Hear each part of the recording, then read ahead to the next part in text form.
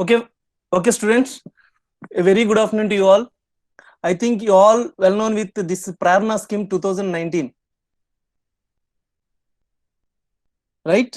అందరికీ తెలుసమ్మా ప్రేరణ స్కీమ్ గురించి?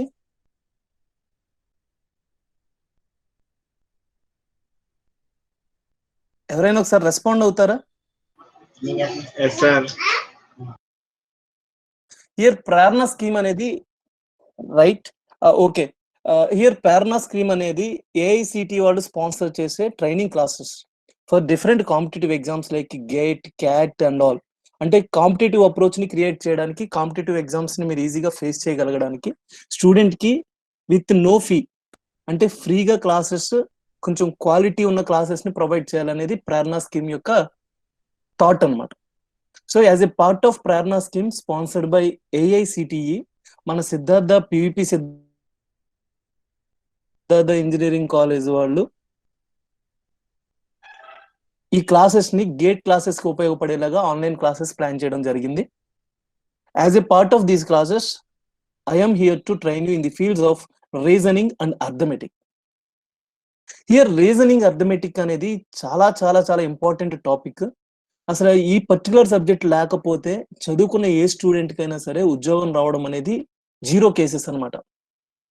అటువంటి ఇంపార్టెంట్ సబ్జెక్ట్ ని ప్రేరణ స్కీమ్ ద్వారా చెప్పడం నాకు చాలా మంచి అవకాశం ఇచ్చినట్టు అనిపించింది. So I have heartful thanks to Siddhartha institute of technology, PVP Siddhartha institute of technology and department of computer science and engineering. So మనం ఈ అవకాశాన్ని నేను ఫుల్ ప్లెడ్జ్డ్ గా మిమ్మల్ని ట్రైన్అప్ చేయడానికి ఉపయోగించుకుంటాను. మీన్ వైల్ స్టూడెంట్స్ ఎవరైతే ఈ క్లాసెస్ అటెండ్ అవుతున్నారో వీళ్ళు కూడా 100% ఈ ఛాన్స్ ని ఫుల్లెస్ట్ గా యూటిలైజ్ చేసుకోవడానికి ప్రయత్నం చేయండి. వై? బికాస్ ఇవే కోర్సెస్ బయట నేర్చుకోవాలి అంటే multiples of thousands. Really it will consume huge money, చాలా మనీ ఖర్చు అవుతుంది. బట్ ఇక్కడ మనకి ఫ్రీగా నేర్పిస్తున్నారు కాబట్టి ఈ ఛాన్స్ ని మీరు పర్ఫెక్ట్ గా యూటిలైజ్ చేసుకుంటే చాలా మంచిది. ఓకే,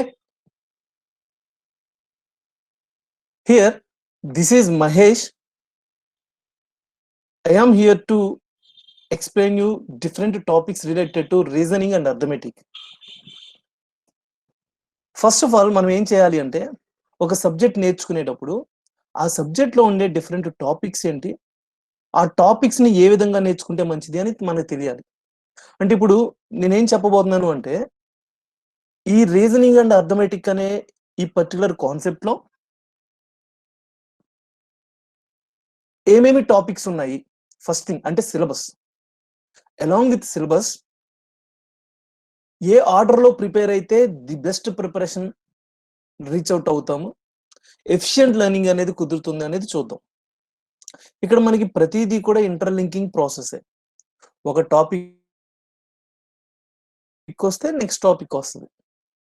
మీరు అలా కాకుండా మాకు నచ్చిన టాపిక్ ప్రిపేర్ అవుతాము అని చెప్పేసి స్టార్ట్ చేయడం వలన కొన్ని డౌట్స్ ఉండిపోతాయి, కొన్ని క్వశ్చన్స్కి ఆన్సర్స్ రావు. ఆ డౌట్స్ క్లారిఫై అవ్వాలన్నా, మీకు ఆన్సర్స్ రాని క్వశ్చన్స్ కి ఆన్సర్స్ తీసుకురావాలి అన్నా మనం వేరే బేసిక్స్ నేర్చుకోవాల్సిన అవసరం రావచ్చు.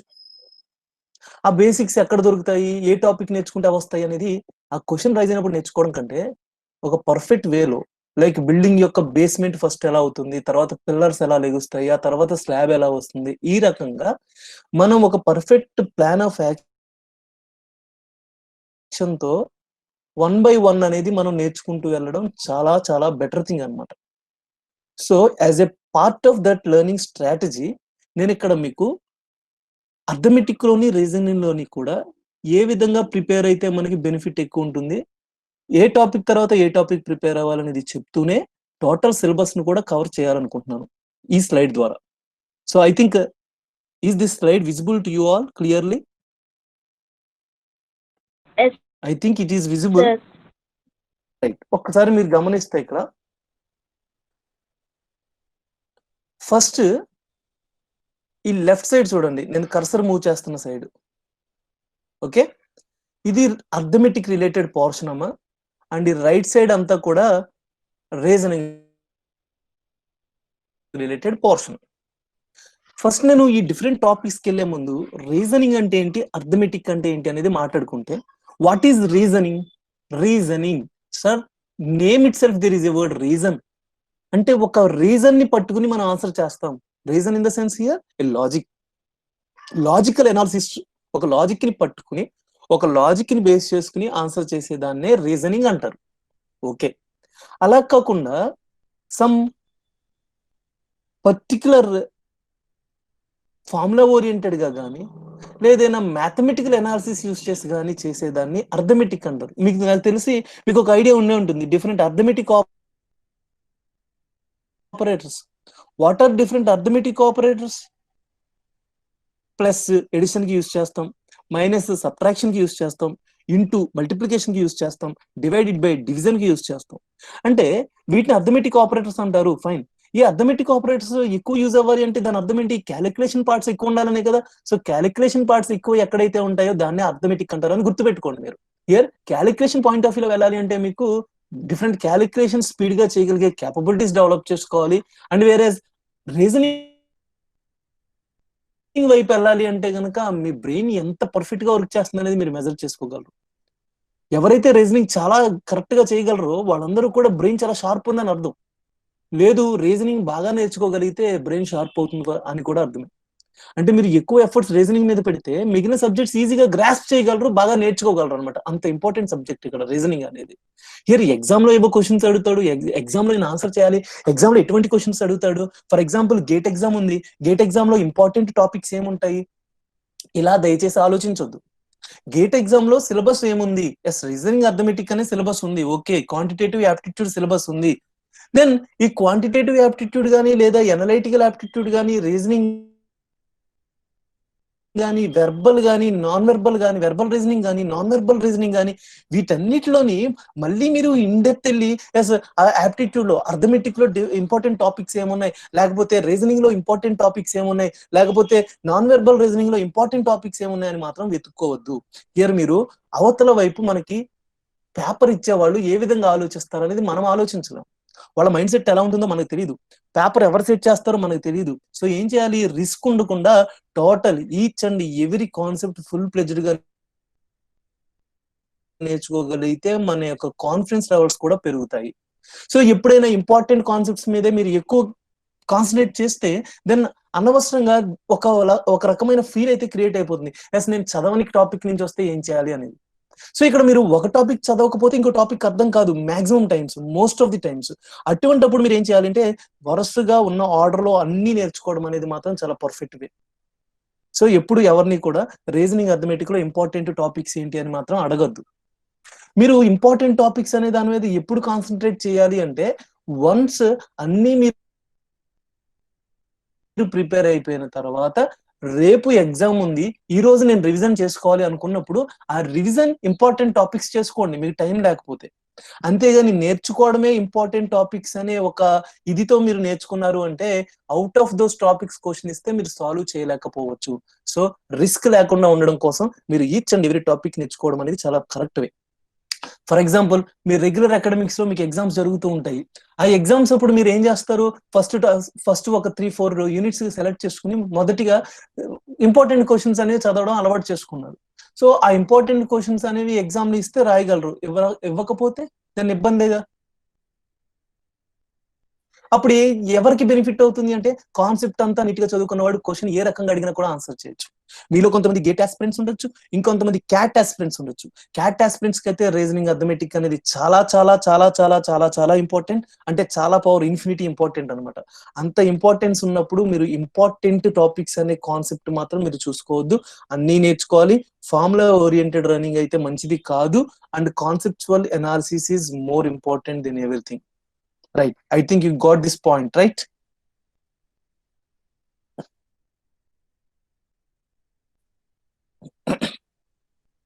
ఓకే కదమ్మా, ఇక్కడ వరకు అందరికీ నేను చెప్పింది అర్థమైంది కదా? Okay sir. I need some response. Right. So here మీరు నాకు మెసేజ్ చేయండి, ఏదైనా ఇబ్బంది వచ్చినా ఏదైనా అర్థం కాకపోయినా వెంటనే నాకు మెసేజ్ చేస్తే I will rectify. Okay. And here syllabus లోకి వెళ్తే percentages syllabus, sorry arithmetic syllabus. ఇక్కడ అర్థమెటిక్ కి ఇంకొక పేరు ఏంటంటేనమ్మా క్వాంటిటేటివ్ యాప్టిట్యూడ్ అంటారు.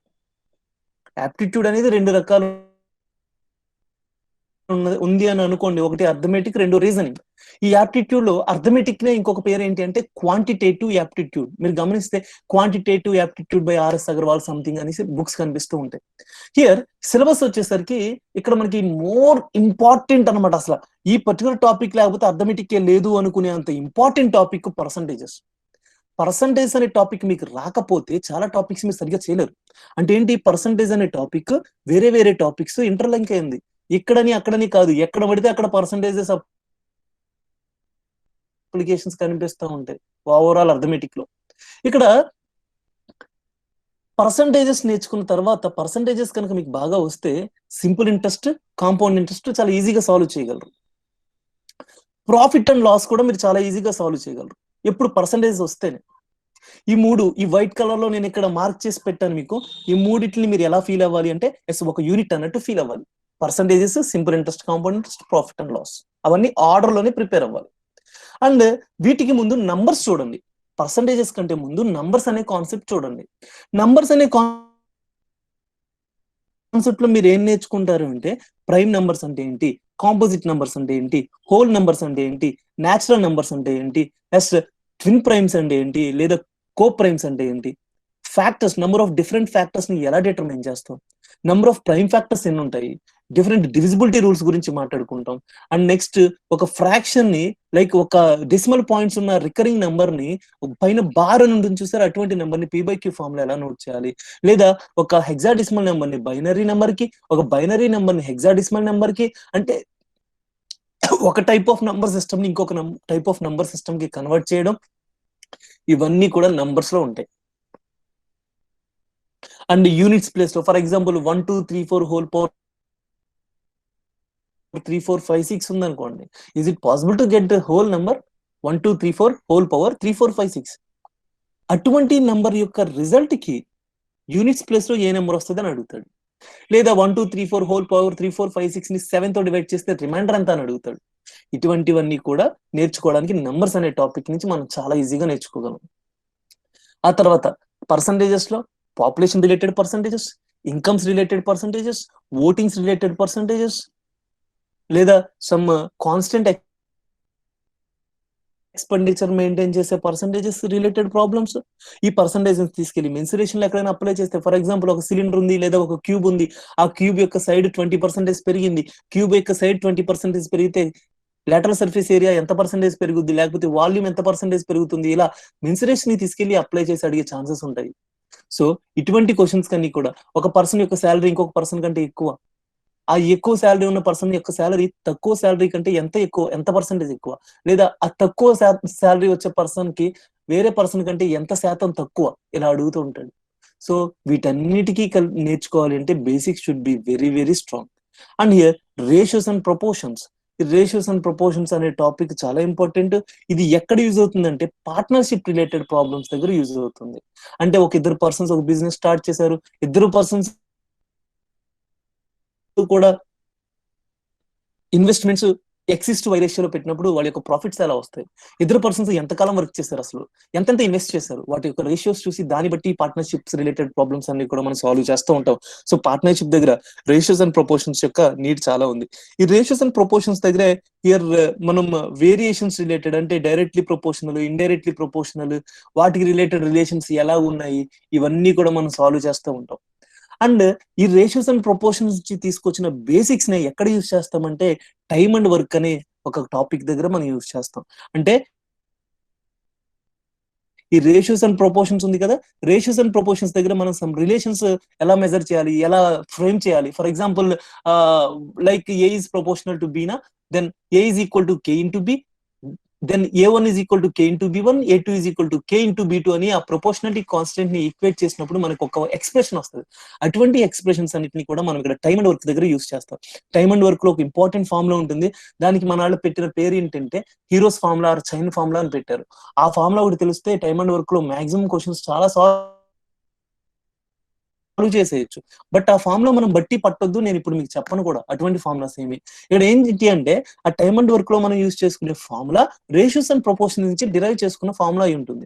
సో దాన్ని మనం ఎలా సాల్వ్ చేస్తాం అనేది ఇక్కడ మనం చూస్తాం. దాన్ని ఎలా సాల్వ్ చేయాలనేది ఇక్కడ మనం చూస్తాం. Okay, in the same way simple equations అంటే లైక్ ఇచ్చిన క్వశ్చన్ ని మనం ఈక్వేషన్ లాగా ఫ్రేమ్ చేసుకుంటాం. ఈక్వేషన్స్ లోకి ఫ్రేమ్ చేసుకుని ఆ ఈక్వేషన్స్ ని మనం సాల్వ్ చేస్తే ఆన్సర్ వస్తుంది. చేసుకుని ఆ ఈక్వేషన్స్ ని మనం సాల్వ్ చేస్తే మనకు ఒక ఆన్సర్ వస్తుంది. ఆ ఆన్సర్ ఎలా తీసుకొచ్చామంటే ఈక్వేషన్స్ కింద ఫ్రేమ్ చేయగలిగితేనే వస్తుంది. సో ఆ ఈక్వేషన్స్ ని ఎలా ఫ్రేమ్ చేయగలం అనేది ఇక్కడ మనం నేర్చుకోవాలి సింపుల్ ఈక్వేషన్స్ లో. ఫర్ ఎగ్జాంపుల్, ఒక ఫార్మర్ ఉన్నాడు, ఆ ఫార్మర్ కి సమ్ హెన్స్ ఉన్నాయి, సమ్ కౌస్ ఉన్నాయి. ఓకే, సమ్ హెన్స్ ఉన్నాయి, సమ్ కౌస్ ఉన్నాయి. అండ్ మొత్తం టోటల్ హెడ్స్ కౌంట్ చేస్తే 200 హెడ్స్ వచ్చాయంట. టోటల్ హెడ్స్ ఎన్ని ఉన్నాయని కౌంట్ చేస్తే 200 హెడ్స్ వచ్చాయి. బట్ టోటల్ లెగ్స్ ఎన్ని ఉన్నాయని చూస్తే హియర్ టోటల్ లెగ్స్ గురించి ఆలోచించినప్పుడు 400 లెగ్స్ వచ్చాయంట. సో 200 ఏమో హెడ్స్ వచ్చాయి అండ్ 600 ఏమో లెగ్స్ వచ్చాయి. దెన్ ఎన్ని కౌస్ ఉన్నట్టు, ఎన్ని హెన్స్ ఉన్నట్టు అని అడుగుతాడు. అంటే ఏం చేయాలి ఇక్కడ? సార్, ఈచ్ కౌకి 4 లెగ్స్ ఉంటాయి కాబట్టి నంబర్ ఆఫ్ కౌస్ ని సి అనుకుంటే 4C. ఈచ్ హెన్ కి 2 లెగ్స్ ఉంటాయి కాబట్టి నంబర్ ఆఫ్ హెన్స్ ని హెచ్ అనుకుంటే 2 into H. 4C plus 2 into H is equal to 600. ఒక ఈక్వేషన్ వచ్చిందా? అలాగే హెడ్స్ రిలేటెడ్ వచ్చేసి మొత్తం 200 ఉన్నాయి అన్నాడు కాబట్టి కౌకి ఒక హెడ్ అంటే C into 1 ప్లస్ హెన్ కి ఒక హెడ్ ఉంటుంది. So H into 1 is equal to 200 అవ్వాలి. అప్పుడు ఈ రెండు మనం సాల్వ్ చేసుకోవడం వల్ల మనకు ఆన్సర్ వస్తుంది. సో ఇలా ఈక్వేషన్స్ ని సాల్వ్ చేయడం ఇక్కడ మనకి important. And in the same way here ages related problem అయితే ఇచ్చిన క్వశ్చన్ ని ఈక్వేషన్స్ కింద ఫామ్ చేసుకుంటేనే ఏజెస్ రిలేటెడ్ ప్రాబ్లమ్ సాల్వ్ చేయగలం. సింపుల్ ఈక్వేషన్స్ మీరు ఆల్రెడీ నేర్చుకుని ఉంటారు కాబట్టి ఏజెస్ అనే కాన్సెప్ట్ కూడా ఈజీ అయిపోతుంది. In the same way averages ఇక్కడ నుంచి సింపుల్ ఈక్వేషన్స్ ఏజెస్ ఒక యూనిట్ కింద ప్లాన్ చేసుకుంటాం. అక్కడ వైట్ కలర్ లో నేను పెట్టాను కదా, అది ఒక యూనిట్ కింద మనం ప్లాన్ చేసుకుంటాం. అదేవిధంగా ఇక్కడ యావరేజెస్ అనేది వస్తేనే మిక్సెస్ అండ్ ఎలిగేషన్స్ వస్తుంది. ఐ థింక్ మీలో చాలా మందికి మిక్సెస్ అండ్ ఎలిగేషన్స్ అంటే ఏంటో తెలియకపోవచ్చు. అంటే 2 డిఫరెంట్ మిక్చర్స్ లైక్ వాటర్ ని అండ్ మిల్క్ ని మిక్స్ చేసిన తర్వాత వాటి యొక్క రేషియో ఎలా ఉంది అండ్ మిల్క్ యొక్క క్వాంటిటీ పెరగాలి, మిల్క్ యొక్క పర్సంటేజ్ పెరగాలి అంటే ఎంత మిల్క్ యాడ్ చేయాలి, ఈ టైప్ లో క్వశ్చన్స్ ఉంటాయి. వైన్ అండ్ వాటర్ మిక్సింగ్, లేకపోతే రైస్ లో రాళ్ళు మిక్స్ చేసే కాన్సెప్ట్, లేకపోతే కిరోసిన్ లో వాటర్ కలిపే కాన్సెప్ట్, ఇటువంటివన్నీ కూడా మిక్సెస్ అండ్ ఎలిగేషన్స్ లో వస్తాయి. ఇక్కడ మిక్సెస్ అండ్ ఎలిగేషన్స్ సాల్వ్ చేసేటప్పుడు యావరేజ్ సాల్వ్ చేయాల్సిన అవసరం ఉంటుంది. సమ్ టైమ్స్ ఆ యావరేజ్ అనే కాన్సెప్ట్ రాకపోతే మిక్సెస్ అండ్ ఎలిగేషన్స్ లో యావరేజెస్ క్యాలిక్యులేట్ చేయడం కష్టం. అండ్ ఇంకొక విషయం ఏంటి అంటే మిక్సెస్ అండ్ ఎలిగేషన్స్ లో రేషియోస్ అండ్ ప్రపోర్షన్స్ కూడా చాలా యూజ్ అవుతుంది. ఆ రేషియోస్ అండ్ ప్రపోర్షన్స్ యూజ్ అవ్వాలి. ఆ రేషియోస్ అండ్ ప్రపోర్షన్స్ వస్తేనే మిక్సెస్ అండ్ ఎలిగేషన్స్ ఈజీగా వస్తుంది. అందుకే మీరు ఆల్రెడీ చూడండి, రేషియోస్ అండ్ ప్రపోర్షన్స్ పైన నేర్చుకున్నారు, అవునా? ఇక్కడ రేషియోస్ అండ్ ప్రపోర్షన్స్ ఉన్నారు కాబట్టి it will be easy here. Ratios and proportions ఇక్కడ నేర్చుకున్నారు కాబట్టి దెన్ మిక్సెస్ అండ్ ఎలిగేషన్స్ అనేది ఇక్కడ ఈజీ అవుతుంది. Okay, next time and distance లో కూడా రేషియోస్ అండ్ ప్రపోర్షన్స్ యొక్క అప్లికేషన్స్ ఉంటాయి చాలా సార్లు. రేషియోస్ అండ్ ప్రపోర్షన్స్ యొక్క అప్లికేషన్స్ టైమ్ అండ్ డిస్టెన్స్ లో వెతుక్కుంటూ మనం ఆన్సర్ చేస్తాం. సో అందుకే మీరు ఆల్రెడీ రేషియోస్ అండ్ ప్రపోర్షన్స్ నేర్చేసుకుని ఉంటే దెన్ టైమ్ అండ్ డిస్టెన్స్ కూడా మీకు ఈజీ అవుతుంది. Okay, then permutations, combinations, probability, మనం ఈ 3 కూడా ఇంటర్మీడియట్ లో నేర్చుకుంటాం ఐ థింక్. బట్ ఇక్కడ ఇవి చాలా మేజర్ రోల్ ప్లే చేస్తాయి. కొన్ని సందర్భాల్లో అయితే పర్మిటేషన్స్, కాంబినేషన్స్ నుంచి అడిగే క్వశ్చన్ పర్మిటేషన్స్ కి రిలేటెడ్ క్వశ్చన్, కాంబినేషన్ కి రిలేటెడ్ క్వశ్చన్ అని అర్థం కాక ఇబ్బంది పడే సందర్భాలు చాలా వస్తాయి. సో పర్మిటేషన్స్, కాంబినేషన్స్ బాగా వస్తేనే ప్రాబబిలిటీ మనం సాల్వ్ చేయగలం. అందుకని ఈ 3 నేను ఒక యూనిట్ కింద ట్రీట్ చేశాను. అందుకే మెన్సురేషన్ అంటే అందరికీ తెలుసు కదమ్మా. 2D మెన్సురేషన్, 3D మెన్సురేషన్ అంటే 2 డైమెన్షనల్ ఫిగర్స్ గురించి స్టడీ చేసేదాన్ని 2D మెన్సురేషన్, 3 డైమెన్షనల్ ఫిగర్స్ గురించి స్టడీ చేసేదాన్ని ఏమో 3 డైమెన్షనల్ మెన్సురేషన్ అంటారు. సో ఈ మెన్సురేషన్ అనే టాపిక్ కూడా చాలా ఇంపార్టెంట్. ఈ టాపిక్ లో వేరే టాపిక్స్ అప్లికేషన్ ఇంతకు ముందు మీకు చెప్పాను కదా, నేను పర్సంటేజెస్ రిలేటెడ్ అప్లికేషన్స్ తీసుకొచ్చి మెన్సురేషన్ లో అప్లై చేయొచ్చు. అండ్ డేటా ఇంటర్ప్రిటేషన్ అంటే ఒక డేటాని మనం ఎనలైజ్ చేయాలి, దాన్ని డేటా ఇంటర్ప్రిటేషన్ అంటారు లేదా డేటా ఎనాలిసిస్ అంటారు. ఫర్ ఎగ్జాంపుల్ ప్రస్తుతానికి కోవిడ్ ఉంది కదా, ఈ కోవిడ్ ఎంతమంది ఎఫెక్ట్ అయి ఉన్నారు ఓవరాల్ కంట్రీలో, వాళ్ళలో లేడీస్ ఎంత పర్సెంటేజ్ ఉన్నారు, జెంట్స్ ఎంత పర్సెంటేజ్ ఉన్నారు, ఆ లేడీస్ లో బిలో 20 years ఎంతమంది ఉన్నారు, అబౌట్ 20 years ఎంతమంది ఉన్నారు, వాళ్ళలో ఎంతమంది డిసీజ్డ్ అంటే ఎంతమంది చనిపోయారు, ఎంతమంది రికవర్ అయిపోయారు. ఈ రిలేటెడ్ ఎనాలిసిస్ అన్ని గ్రాఫికల్ రిప్రజెంటేషన్స్ లో మనం చూస్తూ ఉంటాం. అవి బార్ చార్ట్ రిప్రజెంటేషన్స్ అవ్వచ్చు, లేకపోతే నార్మల్ గ్రాఫికల్ రిప్రజెంటేషన్స్ అవ్వచ్చు, లేదా పై చార్ట్ రిప్రజెంటేషన్స్ అవ్వచ్చు, లేదా టేబులర్ ఫామ్ లో చెప్పొచ్చు. బట్ అదంతా చూసిన వెంటనే ఎక్కడ కూడా దానికి రిలేటెడ్ సెంటెన్సెస్ వెర్బల్ రూపంలో sentences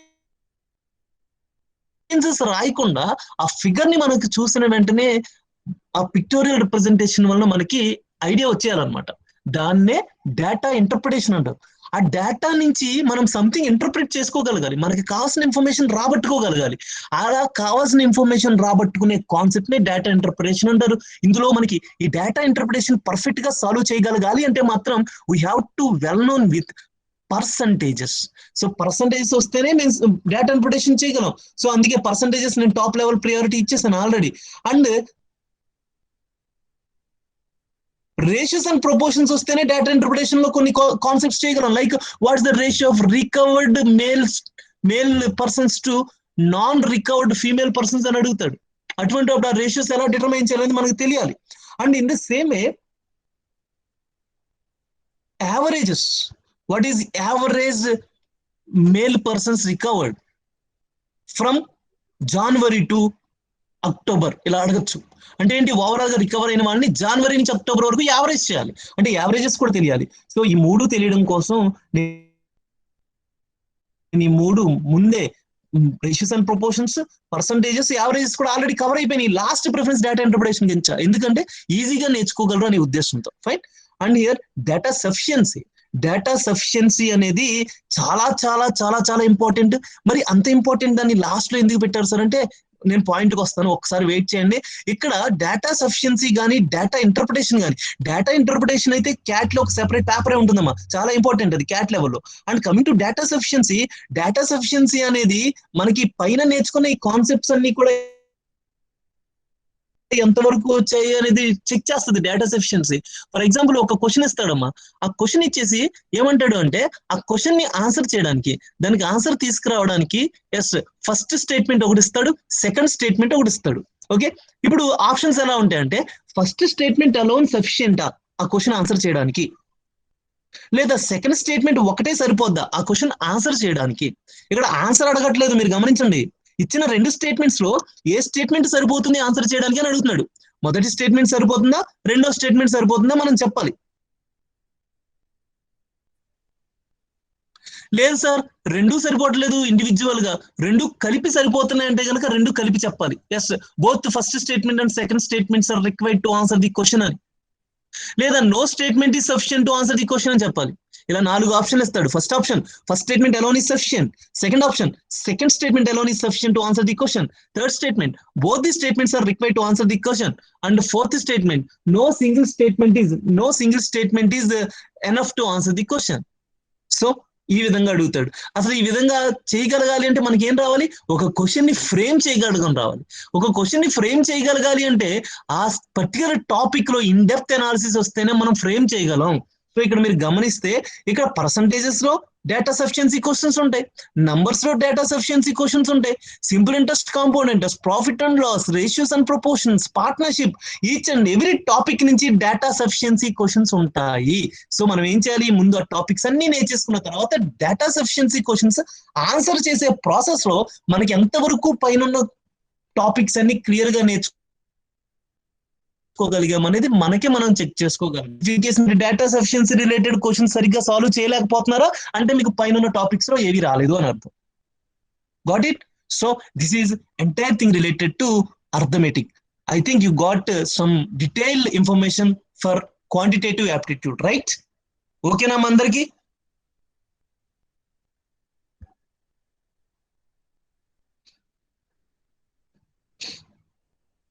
I need reply. You should be very, very, very active here. Okay, so now this is right time to note down all these topics. రాసుకున్నారా ఆల్రెడీ? ఈ టాపిక్ నేమ్స్ అన్ని రాసుకుని పెట్టుకున్నారా? రాయని వాళ్ళు ఎవరైనా ఉంటే త్వరగా నోట్ చేసేసుకోండి విత్ ఇన్ 1 minute.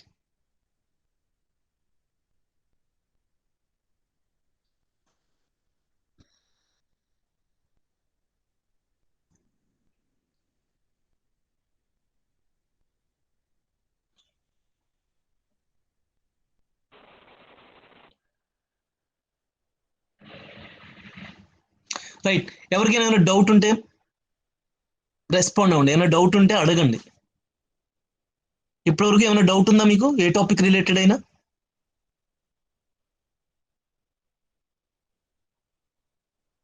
రైట్, ఓకేనమ్మా.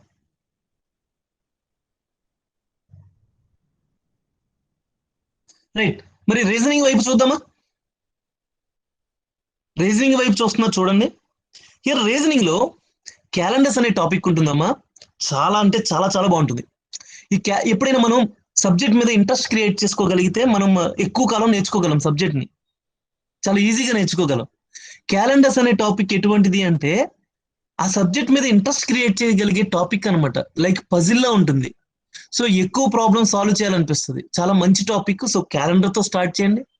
అండ్ నెక్స్ట్ క్లాక్స్ కి వెళ్ళండి. క్యాలెండర్ డైలీ లైఫ్ లో మనం మల్టిపుల్ నెంబర్ ఆఫ్ టైమ్స్ చూస్తాం. అంతకంటే ఎక్కువ సార్లు క్లాక్ ని చూస్తాం. రోజుకి ఇంచుమించుగా ఒక 50 టైమ్స్ చూస్తాం. 50 కాదు, ఇంకా ఎక్కువ సార్లు కూడా చూస్తాం. సో అటువంటి క్లాక్స్ లో మనకి తెలియని కాన్సెప్ట్ ఎంత ఉందో అనేది మనం తెలుసుకోవాలి ఫస్ట్ థింగ్. వన్స్ క్లాక్స్ అనే టాపిక్ క్లియర్ గా కంప్లీట్ అయిపోతే మీకే అనిపిస్తుంది ఇంత ఉందా ఇందులో అని చెప్పేసి. రియల్లీ ఒక టైం చూసి ఆ టైం కి both ours and minutes and మధ్యలో ఎంత యాంగిల్ ఉంది, అటువంటి యాంగిల్స్ ఓవరాల్ గా ఒక రోజులో ఎన్ని సార్లు ఉంటాయి, ఒక 24 అవర్స్ లో ఎన్ని సార్లు ఉంటాయి, 12 అవర్స్ లో ఎన్ని సార్లు ఉంటాయి. ఒక క్లాక్ లో 2 హ్యాండ్స్ కూడా ఒకదాని మీద ఒకటి కోయిన్సైడ్ అయ్యే నంబర్ ఆఫ్ టైమ్స్ ఎన్నిసార్లు అవుతాయి, పర్పెండిక్యులర్ గా ఎన్నిసార్లు ఉంటుంది, ఆపోజిట్ డైరెక్షన్ లో ఎన్నిసార్లు ఉంటుంది. ఒక క్లాక్ ని అద్దంలో చూస్తే అంటే మిర్రర్ ఇమేజ్ ఎలా కనిపిస్తుంది, ఒక క్లాక్ ని వాటర్ లో చూస్తే వాటర్ ఇమేజ్ ఎలా కనిపిస్తుంది. ఇఫ్ ఇన్ కేస్ ఒక క్లాక్ టైం ని లూజ్ అవుతూ పోయింది అనుకోండి, అంటే స్లోగా తిరుగుతుంది అనుకోండి, ఆ టైం కరెక్ట్ టైం ని చూపించాలి అంటే ఎంత టైం ఆ క్లాక్ ఎంత టైం ని గెయిన్ చేయాలి, అంటే losing time gaining time related problems. Morning స్లోగా ఉన్న ఒక క్లాక్ ఈవినింగ్ ఫాస్ట్ అయిపోయింది అంటే మీన్ వేల్ మధ్యలో ఎక్కడో ఒక టైంలో కరెక్ట్ టైం చూపిస్తుంది. ఆ టైం ఎక్కడ చూపించింది correct time.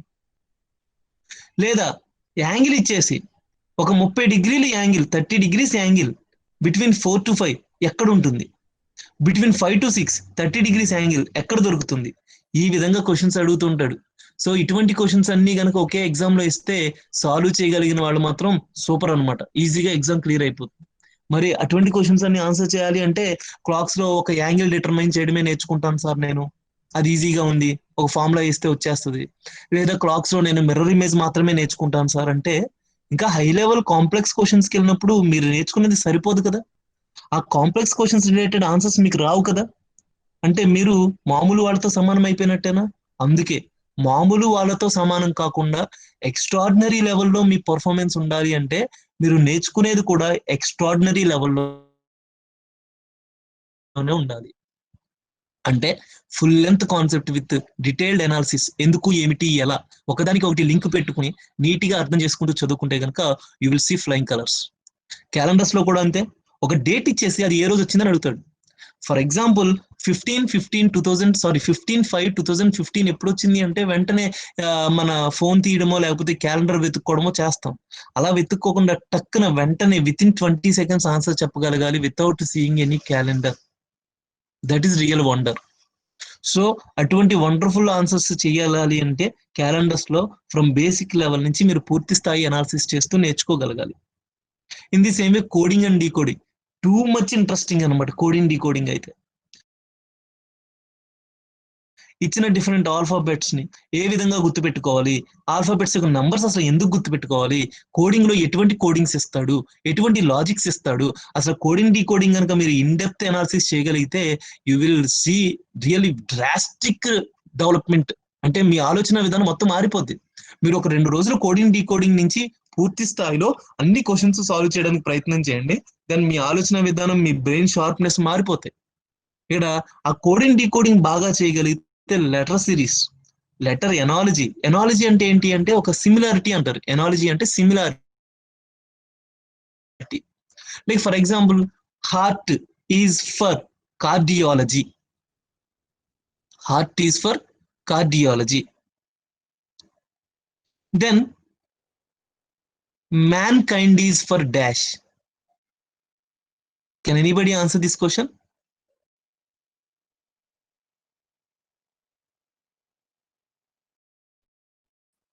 Leda, heart is for cardiology. Then skin is for. ఇదేనా ఆన్సర్ చేయండి. Heart is for cardiology, then skin is for dermatology. Dermatologist is the person who is going with that dermatology. Okay, dermatology. So అంటే ఇక్కడ ఏంటి, heart, the person who studies about heart, the person who studies about skin. Ornithology అంటే ఏంటి చెప్పండి? Ornithology, ORNI, ornithology, study of birds. Right, study of birds, very good. అంటే ఈ word analogy లాంటి problem solve చేయాలన్నా కూడా మనకి కొంత కనీసం ఎక్స్టర్నల్ నాలెడ్జ్ అవసరం. So study of some things, లేదా for example eyes is A vitamin, then skin is vitamin D. So అంటే ఏంటి, ఇక్కడ విటమిన్స్ రిలేటెడ్ ఇన్ఫర్మేషన్ కూడా మనకు తెలియాలి. ఈ రకంగా జనరల్ కాన్సెప్ట్స్ కూడా మనం ఇప్పుడు నేర్చుకుంటూ ఉంటే వర్డ్ ఎనాలజీలో ఈజీగా ఆన్సర్ చేయగలం. లెటర్ సిరీస్ అంటే యాజ్ పర్ ఏ సిరీస్, అంటే లైక్ AEIO డాష్ ఏముంటుంది? AEIO డాష్, AEIO యు ఎలా చెప్పగలిగామంటే సార్ అదంతా కూడా లైక్ ఓవెల్స్ రిలేటెడ్ ఇన్ఫర్మేషన్ అర్థమవుతుంది. ఆ లాజిక్ ని మనం పట్టుకోగలగాలి. సో ఇంకా ఇన్ డెప్త్ చాలా క్వశ్చన్స్ ఉంటాయి. సమ్ టైమ్స్ ఆ క్వశ్చన్ కి ఆన్సర్స్ రావడం చాలా ఇబ్బంది అయిపోద్ది. చాలా రకరకాలుగా ఆలోచించాలి. లెటర్ సిరీస్ కానీ లేదా నంబర్ సిరీస్ కానీ ఇవన్నీ కూడా. ఇంకా ఆడ్ మ్యాన్ అవుట్ అనే ఒక పదం ఇక్కడ కనిపిస్తుంది. అంటే ఏంటి, ఆడ్ మ్యాన్ అవుట్ అనగానే ఈవెన్ మ్యాన్ అవుట్ అనేది గుర్తు తెచ్చుకోకండి. ఇక్కడ ఈవెన్ మ్యాన్ అవుట్ అనేది ఉండదు. Odd in the sense different గా ఉన్నది ఏంటి అని. ఆ డిఫరెంట్ గా ఉన్నదాన్ని మనం కనిపెట్టాలి.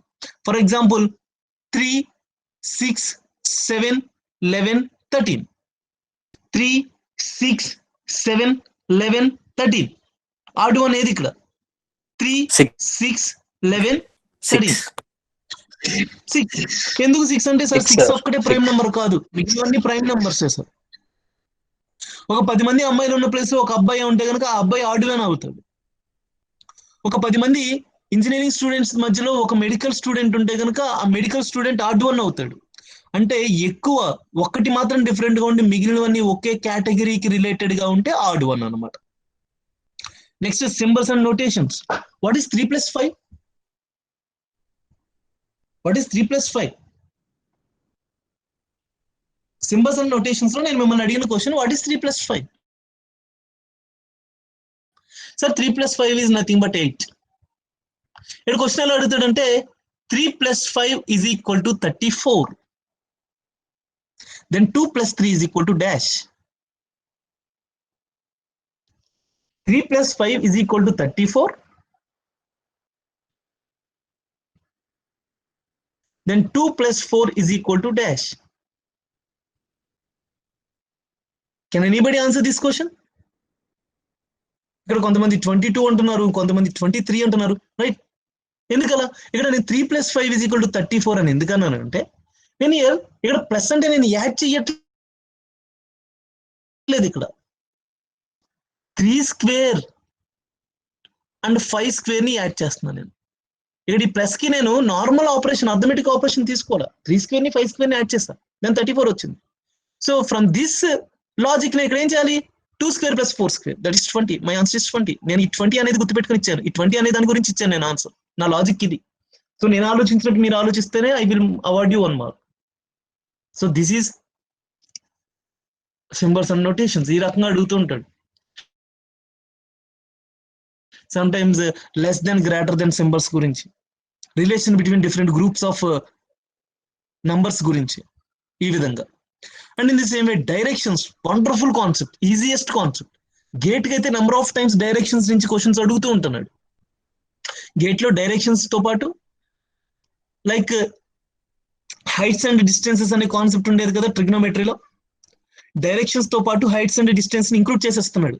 సో డైరెక్షన్స్ అంటే ఏంటి, మనకు తెలిసిన డైరెక్షన్స్ ఏంటి, నార్త్ ఉంటుంది, సౌత్ ఉంటుంది, వెస్ట్ ఉంటుంది, ఈస్ట్ ఉంటుంది. ఇంకా చెప్పాలంటే ఇంకొక 4 డైరెక్షన్లు వస్తాయి, south east, south west, north east, north west. And year 360 degrees ఉంటుంది మొత్తం యాంగిల్. దీన్ని బట్టి right clock wise direction, anti clock wise direction, left side, right side అనే పదాలతో కూడిన క్వశ్చన్స్ ఉంటాయి. ఈ క్వశ్చన్స్ ని మనం నీట్ గా అనలైజ్ చేసుకుంటూ ఒక ఆర్డర్ లో వెళుతూ నీట్ గా ఆ క్వశ్చన్ స్టెప్ బై స్టెప్ చదువుకుంటూ ఆన్సర్ చేస్తే ఈజీగా ఆన్సర్స్ వచ్చేస్తాయి. ఇది easiest concept and scoring concept from directions. అంటే క్యూబ్స్ అండ్ డైస్ అంటారా? ఎస్, ఒక క్యూబ్ ఉంది, ఆ క్యూబ్ ని మనం సమ్ పీసెస్ చేసాము. అలాంగ్ హారిజంటల్ లైన్ ఒక 4 కట్స్, అలాంగ్ వెర్టికల్ లైన్ ఒక 4 కట్స్ చేస్తే గనక ఆ క్యూబ్ అనేది ఎన్ని పీసెస్ అవుతుంది ఓవరాల్ గా. లేదా ఒక క్యూబ్ తీసుకుని ఆ క్యూబ్ యొక్క ఫేజెస్ ని డిఫరెంట్ కలర్స్ వేసాను, గ్రీన్ కలర్ వేసాను, బ్లూ కలర్ వేసాను, రెడ్ కలర్ వేసాను, ఎడ్జిసెంట్ సైడ్స్ ఒక కలర్ వచ్చింది, ఎడ్జిసెంట్ ఫేసెస్ ఒక కలర్ వచ్చింది, and opposite faces different colour వచ్చేలా ప్లాన్ చేశాను అనుకోండి. దెన్ ఇప్పుడు దాన్ని నేను ఏం చేస్తున్నానంటే along length 5 cuts, along breadth 5 cuts, along height 5 cuts చేశాను. ఓవరాల్ గా 15 కట్స్ చేసినట్టు. సో ఒక క్యూబ్ ని నేను 15 కట్స్ చేస్తే కనుక ఆ క్యూబ్ లో ఎన్ని ఐడెంటికల్ పార్ట్స్ వస్తాయి, లేదా ఎన్ని ఐడెంటికల్ పార్ట్స్ లో both red colour, blue colour కూడా ఉంటాయి, లేదా రెడ్ కలర్ ఒకటి మాత్రమే ఉండే పార్ట్స్ ఎన్ని ఉన్నాయి, ఇలా డిఫరెంట్. అసలు ఏ కలరు లేని క్యూబ్స్ ఎక్కడ ఉంటాయి? కట్ చేసిన తర్వాత ఏ కలరు లేని క్యూబ్స్ ఎక్కడ ఉంటాయి? కోర్ మధ్యలో ఉంటాయి. ఆ మధ్యలో ఉండే క్యూబ్స్ ఎన్ని పీసెస్ అయ్యాయి? ఈ రకంగా అడుగుతుంటాడు. అంటే మీరు ఆలోచించండి, ఒక క్యూబ్ ని ఎన్ని రకాలుగా మనం అనలైజ్ చేసుకోవాలో. రూబిక్స్ క్యూబ్ ఉంటుందా? ఆ రూబిక్స్ క్యూబ్ లో green colour, yellow colour, blue colour, white colour ఇవన్నీ కనిపిస్తాయి కదా. అవి కనిపించినప్పుడు జస్ట్ మనం ఆడుకునేవాళ్ళం ఒకప్పుడు. ఇప్పుడు ఏం చేయాలంటే ఆ రూబిక్ క్యూబ్ ని పీకేయాలి, దేనికి అది వేరువేరుగా చేసేయాలి, వేరు చేసి మళ్ళీ యాడ్ చేయాలి.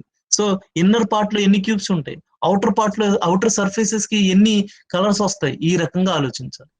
I think you got this point, right. Next Venn diagrams. Venn diagrams అంటే మీరు రెగ్యులర్ అకాడమిక్స్ లో 10th లోపు నేర్చుకునే ఉంటారు. అవి వెన్ డయాగ్రామ్స్ అంటే చాలా చాలా సింపుల్ గా ఉంటాయి. లైక్ ఒక క్లాస్ లో సమ్ స్టూడెంట్స్ ఉన్నారు, ఒక 50 మెంబర్స్ ఉన్నారు. 50 మెంబర్స్ లో 30 మెంబర్స్ ఫిజిక్స్ పాస్ అయ్యారు, 40 మెంబర్స్ ఏమో కెమిస్ట్రీ పాస్ అయ్యారు. అంటే 30 మెంబర్స్ ఫిజిక్స్ పాస్ అయ్యారు, 40 మెంబర్స్ కెమిస్ట్రీ పాస్ అయ్యారు అంటే 30 + 40 70 సార్. బట్ క్లాస్ లో ఉన్నదేమో 50 మెంబర్సే కదా. అంటే కామన్ గా 2 సబ్జెక్టులు కూడా పాస్ అయిన వాళ్ళు ఉన్నారా లేరా? ఆ 2 సబ్జెక్టులు కూడా కామన్ గా పాస్ అయిన వాళ్ళు ఎక్కడున్నారు, ఎంతమంది ఉన్నారు?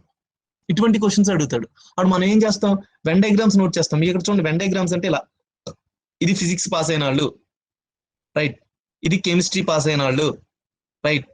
ఈ కామన్ ఏరియా ఏదైతే ఉందో ఈ common area both physics chemistry కూడా పాస్ అయిన వాళ్ళు అని అర్థం. Next seating arrangements. Seating arrangements అంటే సమ్ పర్సన్స్ ఉన్నారు, 10-15 మంది పర్సన్స్ ఉంటారు. వాళ్ళు ఒకళ్ళ పక్కన ఒకళ్ళు, ఒక పర్సన్ ఏ అనే పర్సన్ మాత్రం always starting of the line కూర్చోవాలి, బి అనే పర్సన్ ఆల్వేజ్ లాస్ట్ లో కూర్చోవాలి, మిడిల్ లో డి అనే పర్సన్ కూర్చోవాలి. ఇలా కొన్ని కండిషన్స్ ఇస్తాడు. ఆ కండిషన్స్ ప్రకారం మనం ఆ సీటింగ్ అరేంజ్మెంట్స్ అన్ని ప్లాన్ చేసిన తర్వాత S who is immediate left to the E అని అడుగుతాడు, or who is immediate right of G అని అడుగుతాడు. సో మనం సీటింగ్ అరేంజ్మెంట్ చేసుకుని దాన్ని చూసుకుంటూ ఆన్సర్స్ పెట్టేస్తాం. అంటే ఇక్కడ లెఫ్ట్ డైరెక్షన్ అంటే ఏంటి, రైట్ డైరెక్షన్ అంటే ఏంటి, ఇమిడియట్ లెఫ్ట్ అంటే ఏంటి, ఇమిడియట్ రైట్ అంటే ఏంటి, ఎడ్జెస్ అంటే ఏంటి, మిడిల్ అంటే ఏంటి, లెఫ్ట్ మోస్ట్ అంటే ఏంటి, రైట్ మోస్ట్ అంటే ఏంటి, ఇవన్నీ మనకు తెలియాలి. ఒక్క క్వశ్చన్ 1-2 క్వశ్చన్ సాల్వ్ చేస్తే క్లారిటీ వచ్చేస్తుంది.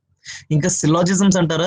సిలాజిజమ్స్ బ్యాంకింగ్ సెక్టార్ కి ప్రిపేర్ అయ్యే వాళ్ళకి మాత్రం సిలాజిజమ్స్ చాలా ఇంపార్టెంట్ అండి. ఇన్ ది సేమ్ వే కొన్ని క్యాంపస్ ప్లేస్మెంట్స్ డ్రైవ్స్ లో కూడా సిలాజిజమ్స్ నుంచి నంబర్ ఆఫ్ క్వశ్చన్స్ అడుగుతుంటాడు. సిలాజిజమ్స్ / డిడక్షన్స్ అన్నాను కదా నేను ఇక్కడ. డిడక్షన్స్ అంటే ఏంటి?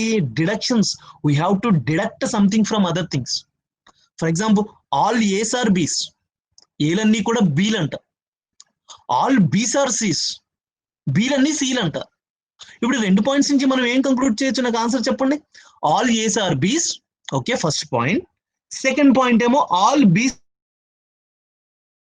Are Cs. ఈ 2 పాయింట్స్ నుంచి మనం కంక్లూడ్ చేయగలిగేది ఏంటి, డిడక్ట్ చేయగలిగే స్టేట్మెంట్ ఏంటి? ఆల్ ఏస్ ఆర్ సీస్ అనేనా? చూడండి, all A's are B's, all B's are C's అయినప్పుడు ఆల్ ఏస్ ఆర్ సీస్. ఇది మనం డిడక్ట్ చేసే ఉంటాయి. ఇందులో ఆ రూల్స్ ఏంటి, డిఫరెంట్ స్టేట్మెంట్స్ ఎలా ఉంటాయి, డిఫరెంట్ కైండ్స్ ఆఫ్ స్టేట్మెంట్స్ ఏంటి, నెగిటివ్ స్టేట్మెంట్స్ ఉంటాయి, పాజిటివ్ స్టేట్మెంట్స్ ఉంటాయి, కాంప్లిమెంటరీస్ ఉంటాయి, పాసిబిలిటీస్ ఉంటాయి. వీటన్నిటినీ కూడా మనం వెన్ డయాగ్రామ్స్ యూస్ చేసి సాల్వ్ చేస్తాం. Already you know something about Venn diagrams. ఒకటి చెప్పండి, వెన్ డయాగ్రామ్స్ లోనే ఇప్పుడు నేను చెప్పిన ఈ 20 మెంబర్స్ పాస్ అయ్యారు, 30 మెంబర్స్ పాస్ అయ్యారు అని ఒక కాన్సెప్ట్ చెప్పాను కదా, అలాగే అది కాకుండా వెన్ డయాగ్రామ్స్ లో ఇంకొక అప్రోచ్ కూడా ఉంది. ఆ అప్రోచ్ లో లైక్ ఫిజిక్స్, కెమిస్ట్రీ, సైన్స్, దాన్ని వెన్ డయాగ్రామ్ లో రిప్రజెంట్ చేయాలంటే ఎలా చేయొచ్చు? Physics, chemistry, science. సార్ ఇది మొత్తం సైన్స్ అనుకోండి, ఇది మొత్తం సైన్స్ అయినప్పుడు ఇది ఫిజిక్స్ సార్, ఇదేమో కెమిస్ట్రీ సార్. అంటే ఫిజిక్స్ కి కెమిస్ట్రీకి ఇంటర్లింక్ ఏమి ఉండదు, బట్ ఫిజిక్స్ ని కెమిస్ట్రీని సైన్స్ లో భాగంగా చెప్తూ ఉంటాం. అటు బయాలజీ కూడా అని ఏమైనా చెప్పాడు అనుకోండి, బయాలజీ కూడా ఒక ప్లేస్ ఇవ్వండి అలా, అంతే. రైట్? ఈ రకంగా మనం వెన్ డయాగ్రామ్స్ ని యూజ్ చేస్తాం. Next flow charts. Flow charts అనేది అందరికీ ఇంపార్టెంట్ కాదమ్మా, ఎస్పెషల్లీ కొన్ని క్యాంపస్ ప్లేస్మెంట్స్ డ్రైవ్స్ ఉంటాయి, వాళ్ళకి మాత్రం ఇంపార్టెంట్. మీకు నార్మల్ సి లాంగ్వేజ్ లో ఫ్లో చార్ట్స్ ఎలా అయితే ఉంటాయో, స్టెప్ బై స్టెప్ మనం వెళ్తూ అవుట్పుట్ తీసుకురావడం, లేదా డిఫరెంట్ ఫంక్షన్స్ దగ్గర మళ్ళీ వెనక్కి వెళ్ళి లూప్ స్టార్ట్ చేయడం, ఇవన్నీ కూడా ఇక్కడ కనిపిస్తాయి. Next cryptarithmetic. Cryptarithmetic ఏంటి అంటే some A plus B is equal to 12, C plus D is equal to something, then A B C D అనే నంబర్స్ మనం చెప్పాలి. అంటే ఆల్ఫాబెట్స్ యూస్ చేసి ఒక స్టేట్మెంట్ ఇస్తాడు, ఒక ఈక్వేషన్ ఇస్తాడు. ఆ ఆల్ఫాబెట్స్ ఏమేమిటి, ఏ నెంబర్ కి అలాట్ చేయాలనేది డిటర్మైన్ చేయడమే క్రిప్ట్ అర్థమెటిక్. ఇది ఇన్ఫోసిస్ ఎగ్జామ్ లో చాలా ఎక్కువ సార్లు అడుగుతుంటాడు, ఇన్ఫోసిస్ క్యాంపస్ ప్లేస్మెంట్ డ్రైవ్ లో. ఇక్కడ చూస్తే మీరు చూడండి, ఏబి అనేది ఒక నెంబర్ అంట. A B plus BC is equal to 223 అన్నాడు అనుకోండి. A B plus BC is equal to 223. Is it possible? 2 digit number A B అనేది, బీసీ కూడా 2 డిజిట్ నెంబర్, రెండు కలిపి 223 అవుతుందా? ఇది కరెక్ట్ కదా మనం చెప్పాలి, అవుతుందా అవుదా? AB plus BC is equal to 223. AB plus BC is equal to 223 అవుతుందా? No way. ఇవి 2 డిజిట్ నెంబర్స్ అయినప్పుడు 2 డిజిట్ అంటే 99 మాక్సిమం ఉంచుకుంటే 223 అవ్వదు. దెన్ ఓకే, ఇప్పుడు నేను ఏం చేస్తున్నాను చూడండి, A B plus B C D is equal to 223 అయ్యే ఛాన్సెస్ ఉంటాయి. సో ఇప్పుడు ఏబి వాల్యూ, ఏ యొక్క వాల్యూ ఏంటి, బి యొక్క వాల్యూ ఏంటో తెలిస్తే ఈ నెంబర్ ఎంతో తెలుస్తుంది. బి యొక్క వాల్యూ ఎంత, సి యొక్క వాల్యూ ఎంత, డి యొక్క వాల్యూ ఎంత తెలిస్తే బీసీడీ వాల్యూ నెంబర్ తెలుస్తుంది. సో ఇలా కొన్ని క్లూస్ ఇచ్చి ఆల్ఫాబెట్స్ యొక్క నంబర్స్ డిటర్మైన్ చేయమంటారు, అదొకటి important, right? In the same way data sufficiency. Already నేను డేటా సఫిషియన్సీ ఫ్రమ్ అర్థమెటిక్ చెప్పేశాను కదా ఇక్కడ. ఇప్పుడు డేటా సఫిషియన్సీ ఫ్రమ్ రీజనింగ్ అనమాట. ఈచ్ అండ్ ఎవ్రీ పాయింట్ నుంచి డేటా సఫిషియన్సీ ఉంటుంది. అండ్ ఇయర్ బ్లడ్ రిలేషన్స్ పైన ఉంది. బ్లడ్ రిలేషన్స్ గురించి నేను మీతో మాట్లాడలేదు. బ్లడ్ రిలేషన్స్ మాత్రం చాలా చాలా చాలా చాలా ఇంపార్టెంట్ అమ్మా. అంటే చాలా ఎంజాయ్ చేస్తూ ఆన్సర్ చేయొచ్చు, చాలా ఎంజాయ్ చేస్తూ ఆన్సర్ చేసే క్వశ్చన్స్ బ్లడ్ రిలేషన్స్, అవి చాలా important. And next paper cutting, embedded figures. ఇక్కడ పేపర్ ని కట్ చేసి, పేపర్ ని ఫోల్డ్ చేసి దాన్ని కార్నర్స్ కట్ చేస్తాం. చిన్నప్పుడు మనం లైక్ ఈ ఫ్లాగ్స్ అవి డిజైన్ చేస్తూ ఉండేవాళ్ళం. కట్ చేసి మళ్ళీ దాన్ని ఎక్స్టెండ్ చేసిన తర్వాత ఒక డిజైన్ కింద వచ్చేది. సో అదే విధంగా ఇక్కడ కూడా, సో ఒక పేపర్ ని మనం ఫోల్డ్ చేసి కార్నర్స్ కట్ చేసి దాన్ని ఎక్స్పాండ్ చేస్తే ఏ విధంగా కనిపిస్తుంది, అటువంటి క్వశ్చన్స్ పేపర్ కటింగ్ క్వశ్చన్స్ అంటే. ఎంబెడెడ్ ఫిగర్స్ అంటే ఒక పెద్ద ఫిగర్ ఇచ్చేసి అందులో ఎన్ని ట్రయాంగిల్స్ కనిపిస్తున్నాయి, లేదా ఎన్ని స్క్వేర్స్ కనిపిస్తున్నాయి, లేదా ఎన్ని రెక్టాంగిల్స్ కనిపిస్తున్నాయని అడుగుతుంటాం. ఉన్న ఫిగర్ లోంచి డిఫరెంట్ ఎంబెడెడ్ ఫిగర్స్ ఏమేమి ఉన్నాయని చెప్తాం. ఈ పేపర్ కటింగ్ రిలేటెడ్ కానీ, ఎంబెడెడ్ ఫిగర్స్ రిలేటెడ్ కానీ, వీటన్నిటిని కూడా నాన్ వెర్బల్ రీజనింగ్ అంటారు. అంటే మనకి క్వశ్చన్ కనిపించదు అక్కడ, క్వశ్చన్ రూపంలో ఏమి ఉండదు, వర్డ్స్ రూపంలో ఉండదు, క్వశ్చన్ ఫిగర్స్ రూపంలో ఉంటుంది. అంటే నాన్ వెర్బల్ ఫిగర్స్ అనమాట అవన్నీ కూడా, ఫిగర్స్ కాబట్టి నాన్ వెర్బల్ రీజనింగ్ అంటారు. So this is everything about reasoning. I think now you got everything, every point about reasoning and arithmetic. Okay, hope అందరికి అర్థమైందని అనుకుంటున్నా. మీకు ఏమైనా డౌట్స్ ఉన్నాయి ఇందులో?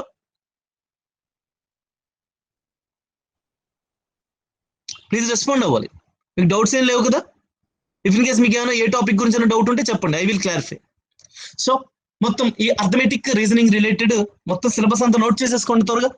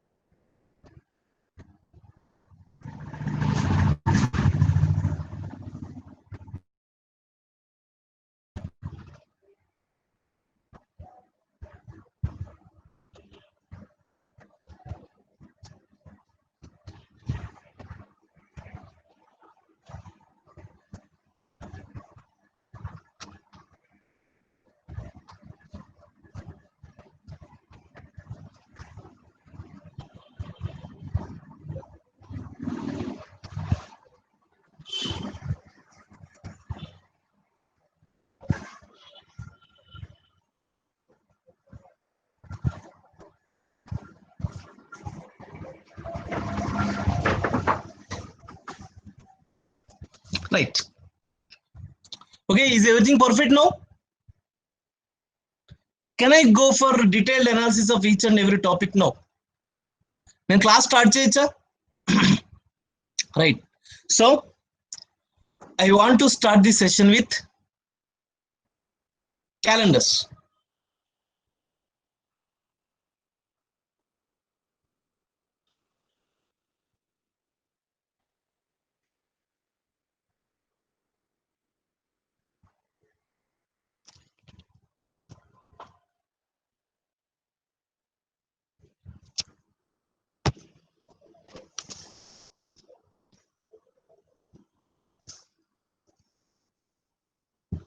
సో ఈ ప్రేరణ స్కీమ్ అనే పార్ట్ ద్వారా మనం ఇప్పుడు రీజనింగ్ లో మొదటి టాపిక్ క్యాలెండర్స్ నేర్చుకోబోతున్నాం. ఇలా మొత్తం విత్ ఇన్ వీలైనంత త్వరలో మొత్తం కాన్సెప్ట్స్ అన్ని ఈ ప్రేరణ స్కీమ్ ద్వారా నేర్చుకోబోతున్నాం. Right. So our initial topic is calendars. First topic is calendars. Right.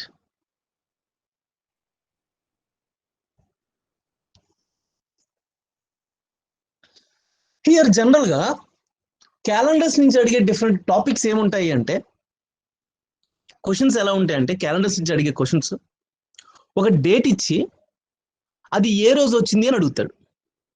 Sunday వచ్చిందా, మండే వచ్చిందా, వారంలో ఏ రోజు వచ్చింది అని అడుగుతాడు.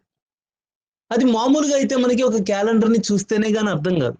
బట్ ఇక్కడ మనం ఆ ఇచ్చిన డేట్ చూసి వెంటనే ఆన్సర్ పెట్టగలగాలి వీలైనంత త్వరలో. సెకండ్ టైప్ ఆఫ్ క్వశ్చన్ వచ్చేసి, ఈరోజు డేట్ ఎంత యాక్చువల్గా 27 సెప్టెంబర్ 2020. యాక్చువల్గా అయితే 27 సెప్టెంబర్ 2020 ఎప్పుడు వచ్చిందమ్మా? సండే. బట్ ఇది ఏమంటాడు అంటే క్వశ్చన్ లో, if 27 September 2020 is Tuesday, if అంటే ఏంటి, ఒకవేళ. ఇక్కడ మనకి ఇంపార్టెంట్ టర్మ్ వచ్చేసి ఇఫ్ అన్నమాట. ఇంపార్టెంట్ వర్డ్ వచ్చేసి ఇఫ్. ఒకవేళ అయితే అన్నాడు అంటే అవ్వచ్చు కాకపోవచ్చు అని అర్థం. సో అప్పుడు ఏం చేయాలంటే 27/9/2020 సండేనా లేకపోతే ట్యూస్డేనా చెక్ చేసుకుంటే మనకి యాక్చువల్ డే సండే అని వచ్చింది. బట్ క్వశ్చన్ ఏమి ఇచ్చాడు, ట్యూస్డే అని ఇచ్చాడు. అంటే ఏం చేసి ఇచ్చినట్టు ఇక్కడ మనకి +2 చేసి ఇచ్చేసాడు. If 27 September 2020 is Tuesday, then what will be the day on 5/4/2002? What will be the day on 5/4/2002? మరి 5/4/2002లో ఏ డే అనేది చెప్పగలమా? కష్టం కదా. అప్పుడు ఏం చేయాలి? ఆల్రెడీ మీరు నేర్చుకున్న మొదటి టైప్ ఆఫ్ ప్రాబ్లం ఏదైతే ఉందో, ఒక డేట్ ఇచ్చేది ఏ రోజు క్యాలిక్యులేట్ చేయాలో క్యాలిక్యులేట్ చేసేసి, ఇక్కడ 5/4/2002 కూడా ఏ రోజు వచ్చిందో క్యాలిక్యులేట్ చేసి, వచ్చిన రోజుకి ఏం చేయాలి, పైన 2 యాడ్ చేసి ఆన్సర్ ఇచ్చాడు కదా, ఇక్కడ 2 యాడ్ చేసి ఆన్సర్ ఇచ్చాడు కాబట్టి అక్కడ కూడా మీరు 2 యాడ్ చేసి ఆన్సర్ చెప్పాలి. ఎర్రర్ ఆన్సర్ ఇచ్చాడు కాబట్టి ఎర్రర్ ఆన్సరే చెప్పాలి. అది second model question. And third model question వచ్చేసి, how many Mondays are there in September 2020? How many Saturdays are there in October 2045? అసలు 2045 అవనే లేదు సార్. 2045 లో మండేస్ అడిగితే మేము ఎలా చెప్తామంటే కుదరదు. ఇక్కడ మీరు కాన్సెప్ట్ నేర్చుకుని దాని మీద బేస్ అయ్యి ఆ క్వశ్చన్ సాల్వ్ చేయాల్సిందే. చాలా తక్కువ టైంలో సాల్వ్ చేయాలి. ఇక్కడ మనకి యాక్యురసీ ఎంత ఇంపార్టెంటో టైం కూడా అంతే ఇంపార్టెంట్. వీలైనంత తక్కువ టైంలో ఆన్సర్ చేయగలగాలి. అండ్ ఫోర్త్ మోడల్ క్వశ్చన్ వచ్చేసి రిపీటెడ్ క్యాలెండర్స్. రిపీటెడ్ క్యాలెండర్స్ అంటే what is repeated calendar of 2020? What is repeated calendar of 2040? అంటే సేమ్ ఈ ఇయర్ లో మనకి క్యాలెండర్ ఎలా అయితే ఉందో, దీని యొక్క రిపీటెడ్ ఇయర్ లో కూడా క్యాలెండర్ అలాగే ఉండాలన్నమాట. ఈ ఇయర్ లో క్యాలెండర్ కి 365 డేస్ ఉంటే దీని యొక్క రిపీటెడ్ ఇయర్ కూడా 365 డేసే ఉండాలి.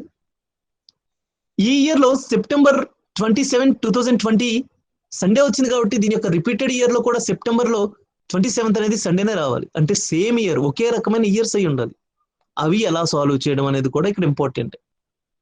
ఇలా ఈ 4 డిఫరెంట్ ప్రాబ్లమ్స్ సాల్వ్ చేయాలి. ఏదైనా సరేనమ్మా, ఒక టాపిక్ నేర్చుకునేటప్పుడు డిఫరెంట్ పాసిబుల్ క్వశ్చన్స్ ఎలా ఉంటాయో తెలుసుకోవాలి. ఫస్ట్ ఆ క్వశ్చన్స్ సాల్వ్ చేయడానికి కాన్సెప్ట్ ఏం కావాలో డెవలప్ చేసుకోవాలి.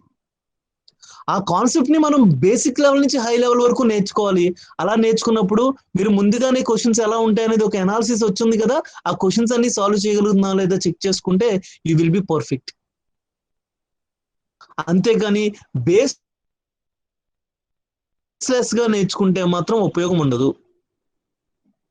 సో ఇప్పుడు ఈ క్వశ్చన్స్ అన్ని సాల్వ్ చేయడానికి మనకు కావాల్సిన బేసిక్స్ అన్నిటిని గ్యాదర్ చేసుకుని పెట్టుకుందాం. ఇక్కడ బేసిక్స్ గురించి మాట్లాడితే, క్యాలెండర్స్ లో ఒక క్యాలెండర్ ని చూడగానే నాకు కనిపించేవి ఏంటి అంటే డేట్స్ కనిపిస్తాయి, ఒక ఇయర్ కనిపిస్తుంది. ఆ ఇయర్ లో సమ్ మంత్స్, ఎన్ని మంత్స్ కనిపిస్తాయి? 12 మంత్స్ కనిపిస్తాయి. ఈచ్ మంత్ లో 4 వీక్స్ కనిపిస్తాయి.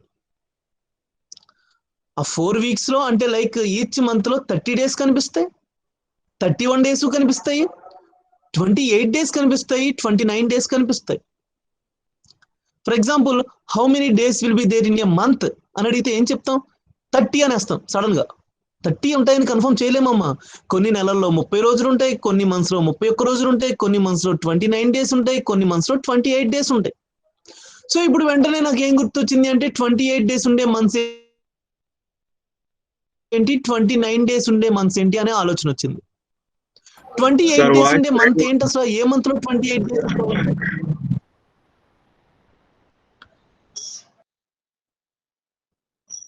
Sir, Mahesh sir. Ma'am ma'am Sir, చెప్పండి ma'am. sometimes your voice is breaking. Okay ma'am, okay ma'am. Okay, sir.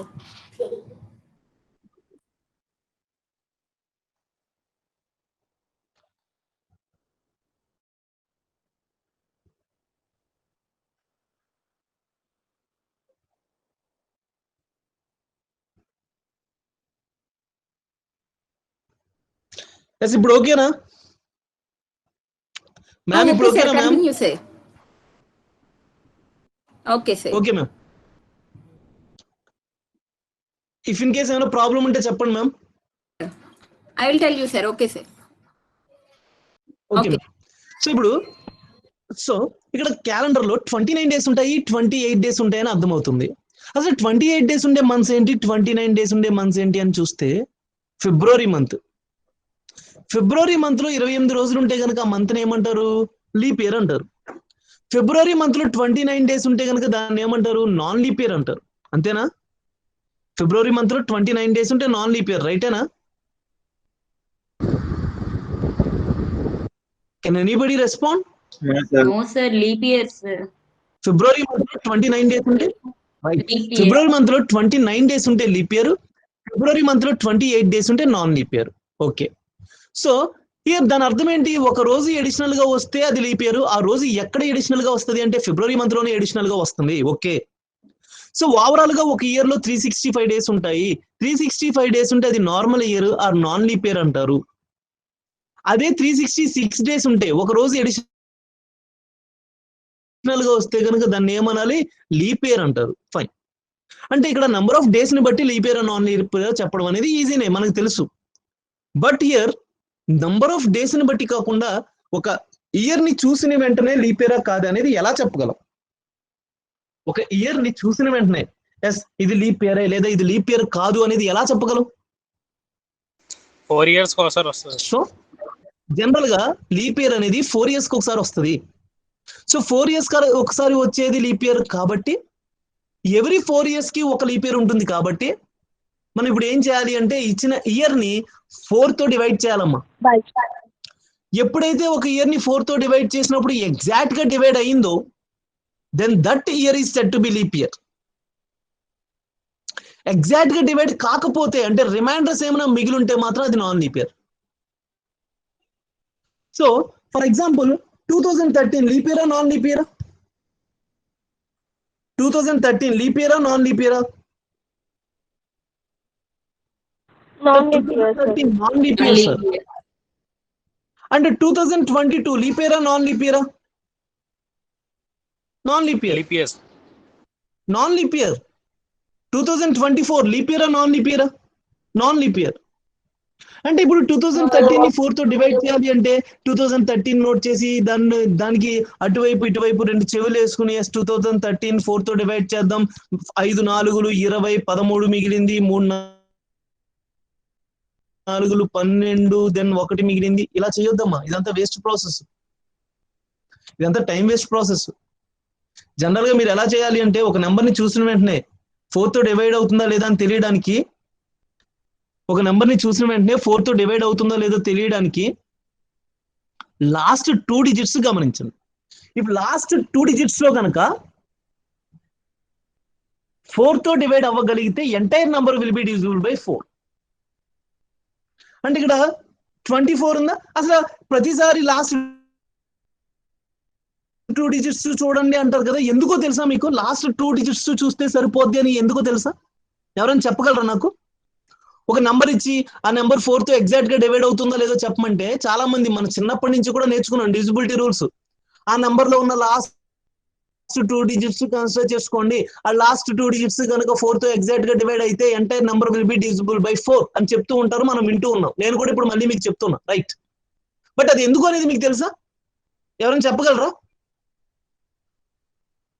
Am I audible to you all? Yes, sir. Sir, audible, sir. Sir, continue, sir. Alright, then answer me. Right. Okay, ma'am. So మీరు చెప్పగలరా ఎవరైనా ఎందుకు ఇక్కడ ఈ 2024 లేదా ఇంకా పెద్ద number ఏదైనా ఇచ్చినా సరే లాస్ట్ 2 డిజిట్స్ మాత్రమే 4 తో డివైడ్ చేస్తే సరిపోద్ది అంటారు? నేను విన్నాను, మీరు వింటున్నారు, అదే నేను మీకు చెప్తున్నా. అసలు అది ఎందుకు జరుగుతుంది? లాస్ట్ 2 డిజిట్స్ ని ఎందుకు చేయాలి అని ఎవరైనా చెప్పగలరా నా క్లాస్ లో? చాలా ఈజీ, చిన్న ఎనాలిసిస్. Can anybody?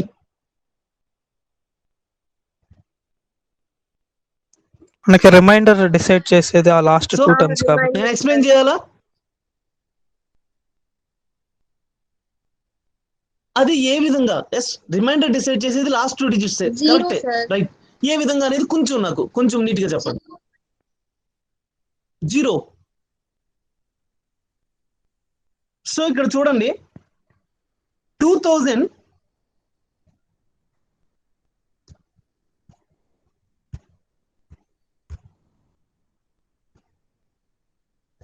చూడండి అమ్మా, 2024 నేను ఎలా రాయొచ్చు? 2000 + 24 అని రాయొచ్చు కదమ్మా.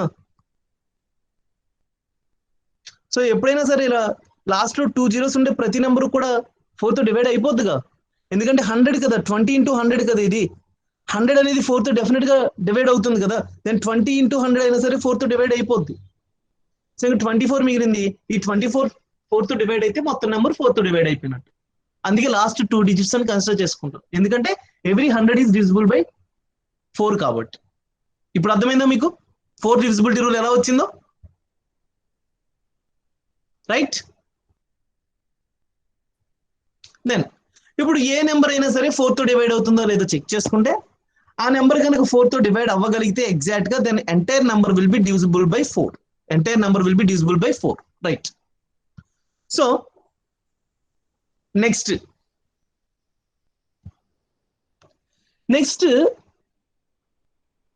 లీప్ ఇయర్ కి నాన్ లీప్ ఇయర్ కి డిఫరెన్షియేట్ చేయడం నేర్చుకున్నాం. ఓకే.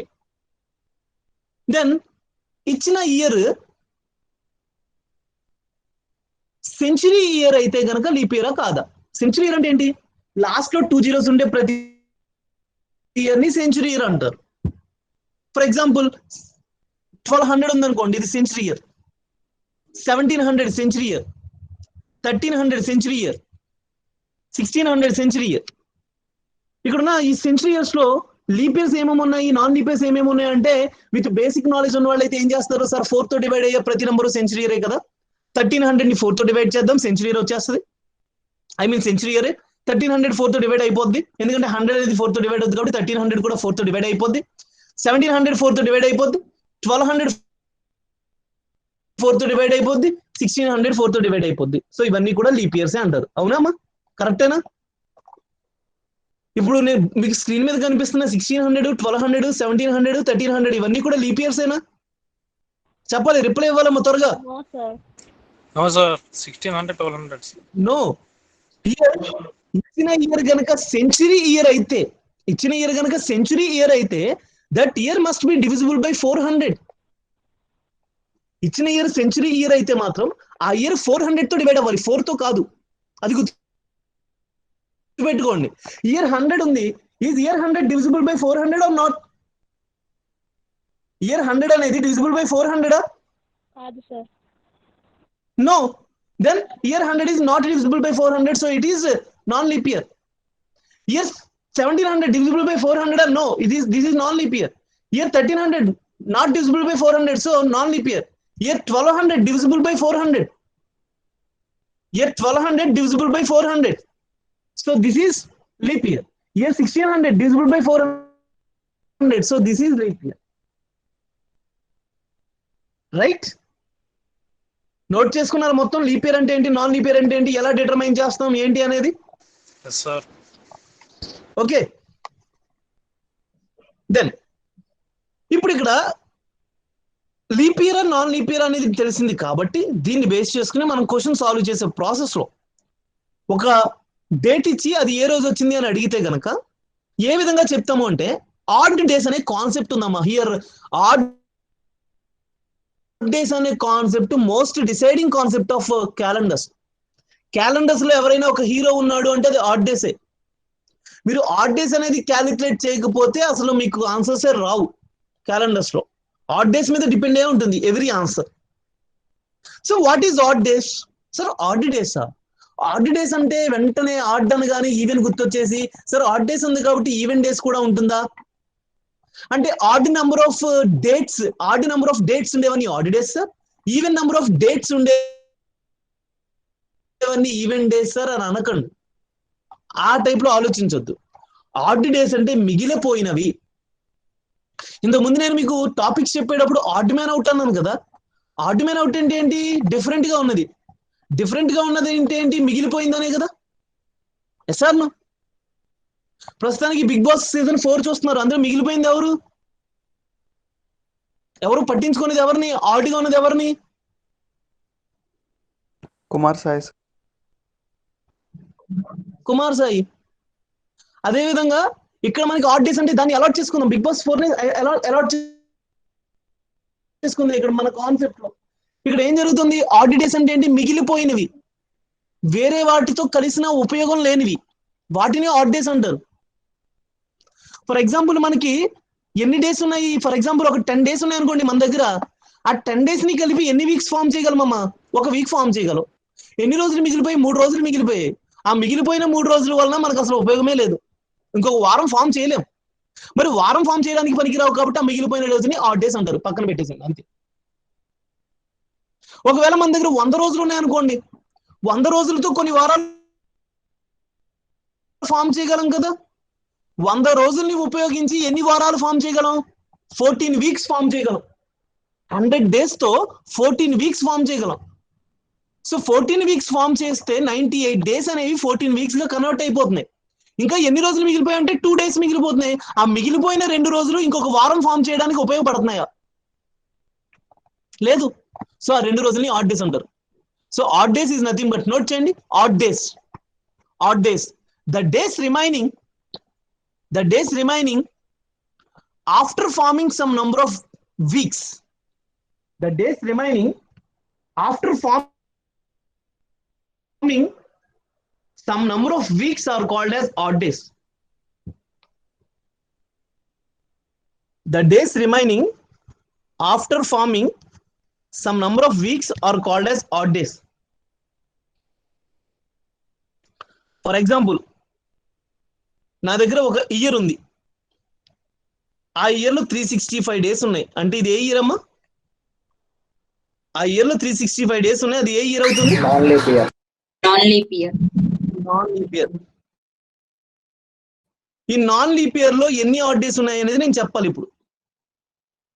సో 365 days లో ఎన్ని ఆడ్ డేస్ ఉన్నాయంటే నేను ఏం చేయాలి? మొదటిగా ఎన్ని వారాలు ఉన్నాయి, ఎన్ని వీక్స్ ఫామ్ అయ్యి ఉన్నాయి అనేది చెప్పాలి. సో ఎన్ని వీక్స్ ఫామ్ అయి ఉన్నాయి అనేది చెప్పాలి అంటే నేను ఇప్పుడు ఏం చేయాలి? ఇందులో ఎన్ని 7s ఉన్నాయో చూడాలి కదా. అందుకని 7 తో డివైడ్ చేస్తున్నా. 365 7 తో డివైడ్ చేస్తే 5 7s are 35. అంటే ఇక్కడ 25 మిగిలింది. Sorry, 5 7s are 35. అంటే ఇక్కడ ఎంత మిగిలింది? 15 మిగిలింది. Then 2 7s are 14.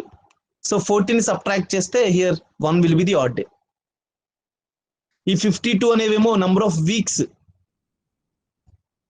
అండ్ ఈ 1 అనేదేమో ఆడ్. ఇన్ ది సేమ్ ఒక లీప్ ఇయర్ కన్సిడర్ చేసుకుంటే లీప్ ఇయర్ లో 366 days ఉంటే చాలా ఇంపార్టెంట్ అమ్మా. ఫర్దర్ గా మీకు చాలా యూజ్ అవుతుంది. లీప్ ఇయర్ కి ఎన్ని odd days, non leap year కి ఎన్ని ఆడ్ డేస్ అని అడుగుతారు ఎగ్జామ్స్ లో. సో హియర్ 7 తో డివైడ్ చేస్తే 52 weeks are 364. ఇంకా ఎంత మిగిలిపోతుంది అంటే 2 మిగిలిపోతుంది. So 2 odd days for a leap year. How many odd days will be there for 2020 year? How many odd days will be there for 2020? వెంటనే మీరు ఏం ఆలోచించాలి? సార్ 2020 అంటే this is leap year sir.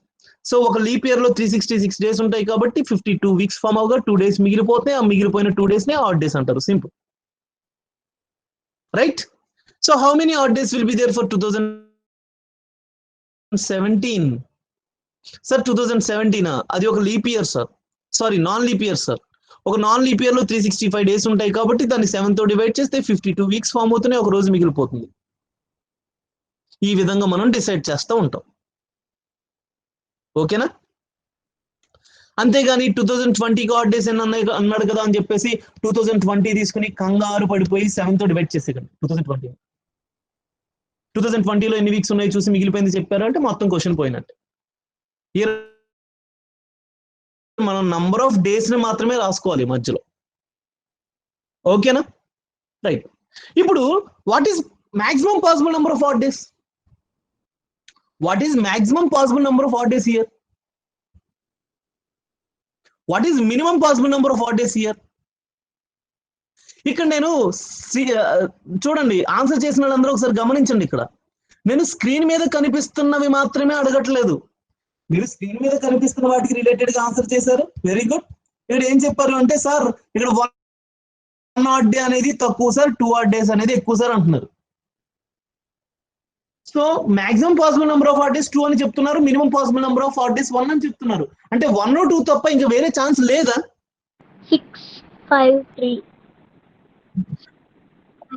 Sir ఒకవేళ 13 days ఉన్నాయి అనుకోండి మన దగ్గర. నా దగ్గర ఇప్పుడు 13 days ఉన్నాయి. 13 days యూస్ చేసి ఎన్ని వారాలు ఫామ్ చేయగలంటే ఒక వారం ఫామ్ చేయగలను. 7 days ఒక వారంగా ఫామ్ అయిపోతుంది. ఇంకా ఎన్ని రోజులు మిగిలింది? 6 days. 6 days మిగిలిపోయింది. ఓకే, అది పక్కన పెట్టండి. ఒకవేళ 14 days ఉన్నాయి అనుకోండి మన దగ్గర, ఎన్ని వారాలు ఫామ్ చేయగలం? ఒకవేళ మన దగ్గర 14 days ఉంటే ఎన్ని వారాలు ఫామ్ చేసుకోగలం? 2 weeks. 2 weeks ఎగ్జాక్ట్ గా ఫామ్ అయిపోతాయి సార్. మరి 2 weeks ఎగ్జాక్ట్ గా ఫామ్ అయిపోయినప్పుడు ఇంకా ఆడ్ డేస్ ఏమైనా మిగులుతాయా? Zero. No way, 0 odd days. then 0 odd days will be the minimum number of odd days. ఈ రెండు ఎగ్జాంపుల్స్ చాలుగా. అంటే maximum possible number of odd days ఏమో 6 వరకు ఛాన్స్ ఉంది, minimum possible number of odd days ఏమో 0. మధ్యలో 1 రావచ్చు, 2 రావచ్చు, 3 ఆడ్ డేస్ రావచ్చు, 4 ఆడ్ డేస్ రావచ్చు, అవునా, లేదా 5 ఆడ్ డేస్ రావచ్చు. సార్ నో చూడండి, 1 ఆడ్ డే రావచ్చు, 2 odd day, 0 odd days, 3 odd days, 4 odd days, 5 odd days, 6 odd days, 7 odd days వచ్చాయనుకోండి, దాని అర్థం ఏంటి? 0 ఆడ్ డేస్ అనే కదా 7 ఆడ్ డేస్ వస్తే. సార్ 7 ఆడ్ డేస్ వచ్చాయా? 7 ఆడ్ డేస్ వచ్చాయంటే మనం 7 ఆడ్ డేస్ ని యూజ్ చేసి ఒక వారం ఫామ్ చేయగలం కదా. ఓకే, 7 ఆడ్ డేస్ కి 1 వీక్ ఫామ్ అవుతుంది, దెన్ మళ్ళీ 0 ఆడ్ డేస్. సో ఈ నెంబర్ ఆఫ్ ఆడ్ డేస్ ని క్యాలిక్యులేట్ చేయడం వల్ల మనకి క్వశ్చన్ లో ఉపయోగం ఏంటి? Number of odd days overall గా ఏందమ్మా 0 నుంచి 6 వరకు ఉండొచ్చు కదా. అంటే ఎన్ని వచ్చినట్టు ఒకసారి లెక్క పెట్టండి. 0 నుంచి 6 వరకు అంటే ఆడ్ డేస్ నంబర్స్ ఎన్ని వచ్చినట్టు? 7. 7. వారానికి ఎన్ని రోజులు ఉంటాయి? 7 డేసేనా? సో ఏ డేట్ ఏ రోజు వచ్చిందో క్యాలిక్యులేట్ చేయాలి అంటే ఆ డేట్ కి సంబంధించిన ఆడ్ డేస్ ని క్యాలిక్యులేట్ చేసి పెట్టేసుకోండి. ఆ డేట్ కి సంబంధించిన ఆడ్ డేస్ 0 నుంచి 6 వరకు ఏదైనా అవ్వచ్చు. సో వచ్చే ఆడ్ డేస్ ని బట్టి అది ఏ రోజు అనేది మనం చెప్తాం. వచ్చిన ఆడ్ డేస్ 0 అనుకోండి, దెన్ దట్ ఈస్ సండే. వచ్చే ఆడ్ డేస్ 1 అనుకోండి, then that is Monday.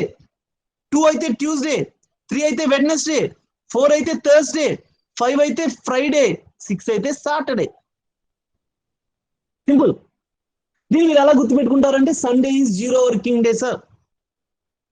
Sunday 0 working day కాబట్టి సండేకి నేను 0ని అలాట్ చేశాను. ఆ ఒక్క విషయం గుర్తుంటే మండే నుంచి 1 2 3 4 5 అని వెళ్ళిపోవచ్చు. Got it? This is day table. Note చేసుకోండి, డే టేబుల్.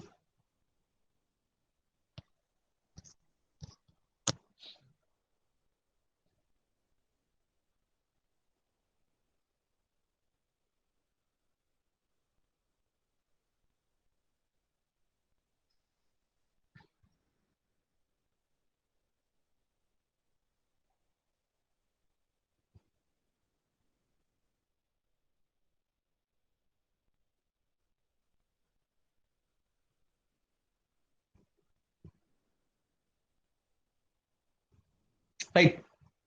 సో ఇప్పుడు మనం మొదటి క్వశ్చన్ సాల్వ్ చేయడానికి ట్రై చేద్దాం. నోట్ చేయండి, క్వశ్చన్ నోట్ చేయండి. What will be the day on 15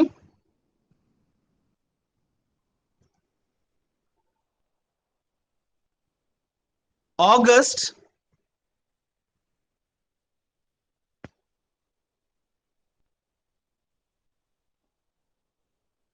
1947?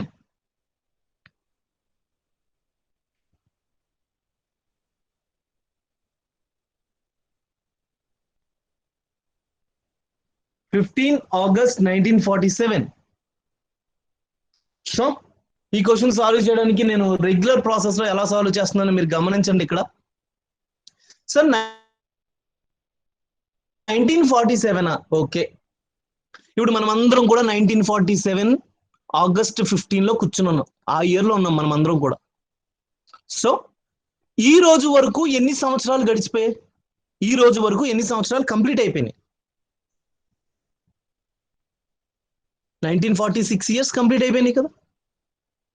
1946 years కి కూడా, ఈ కంప్లీట్ అయిపోయిన 1946 ఇయర్స్ కి కూడా నంబర్ ఆఫ్ ఆడ్ డేస్ ఎన్ని వచ్చాయి అనేది మనం క్యాలిక్యులేట్ చేయాలమ్మా. అంటే ఇయర్ 1 దగ్గర నుండి ఇయర్ 2, ఇయర్ 3, ఇయర్ 4, ఇయర్ 5 అలా అప్ టు 1946 ఇయర్ వరకు కూడా ఎన్ని ఆడ్ డేస్ వచ్చాయో క్యాలిక్యులేట్ చేసుకోవాలి. ఎలా క్యాలిక్యులేట్ చేస్తాం సార్? ఇయర్ 1 కి అప్ టు 1946 అన్నాను ఇక్కడ. సో మొత్తం ఈ ఆడ్ డేస్ అన్ని కూడా యాడ్ చేసుకోవాలి. 1946 ఒక్కదానికే కాదు, ఆడ్ డేస్ అంటే ఏంటి? మిగిలిపోయిన రోజులు కదా. ఇయర్ 1 దగ్గర నుంచి 1946 వరకు కూడా ఎన్ని డేస్ మిగిలిపోయినాయో చూడాలి. ఫస్ట్ ఇయర్ లీప్ ఇయరా నాన్ లీప్ ఇయరా? Non leap year. Year 1 is non leap year. Year 1 non leap year కాబట్టి ఆడ్ డేస్ ఎన్ని మిగిలి ఉంటాయి ఇక్కడ? Sir 1 odd day. Non leap year కి 1 ఆడ్ డే ఉంటుంది. ఇయర్ 2 కూడా నాన్ లీప్ ఇయర్ కాబట్టి 1 odd day. Year 3 non leap year 1 odd day. Year 4 is leap year 2 odd days. Year 5 is leap year, non-leap year, 1 odd day, and so on. Year 1946 is a non-leap year, so here 1 odd day. 1 odd day. ఇప్పుడు ఏం చేయాలి అంటే నేను ఇప్పుడు ఈ 1 1 1 2 1 1 1 2 1 1 1 2 అని మొత్తం అన్ని యాడ్ చేసుకోవాలి. ఇక్కడ కనిపించేవన్నీ నేను యాడ్ చేయాలి.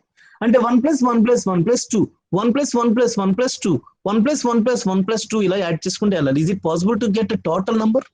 ఎక్కువ టైం పట్టేస్తుంది కదా, పాసిబిలిటీస్ ఉంటాయి, బట్ అవన్నీ క్యాలిక్యులేట్ చేయడానికి ఎక్కువ టైం పట్టేస్తుంది కదా. సో ఇవన్నీ యాడ్ చేయడానికి ఈ రకంగా మనం వెళ్ళడం మంచిది కాదు. ఈ రకంగా మనం వెళ్ళడం అనేది మంచిది కాదు. మరి ఏం చేయాలి? మరి ఏం చేయాలో చూడండి.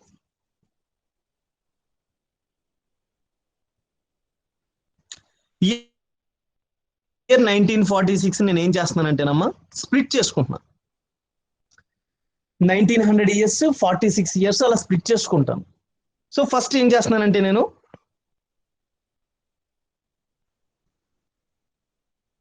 మొదటి 100 ఇయర్స్ కి ఎన్ని ఆడ్ డేస్ ఉంటాయి క్యాలిక్యులేట్ చేస్తాను. 100 ఇయర్స్ ని నేను leap years non leap years అని డివైడ్ చేసుకునే ప్రాసెస్ లో 100 ఇయర్స్ లో ఎన్ని లీప్ ఇయర్స్ ఉంటాయి చెప్పండి. సార్ 100 ఇయర్స్ లో లీప్ ఇయర్సా? ఎవ్రీ 4 ఇయర్స్ కి ఒకసారి లీప్ ఇయర్ వస్తుందని అన్నారుగా. అంటే 100 లో ఎన్ని 4s ఉన్నాయో చెప్పగలిగితే లీప్ ఇయర్స్ ఎన్నో తెలుస్తుందిగా. సో 100 లో ఎన్ని 4s ఉన్నాయి? 25 4s ఉంటాయి. సో 25 లీప్ ఇయర్స్ ఉండాలి. మరి 25 లీప్ ఇయర్స్ అయితే మిగిలినవన్నీ కూడా ఏమవ్వాలి? 75 నాన్ లీప్ ఇయర్స్ అవ్వాలి, అంతేనా? సో 75 నాన్ లీప్ ఇయర్స్ అయితే 25 లీప్ ఇయర్స్.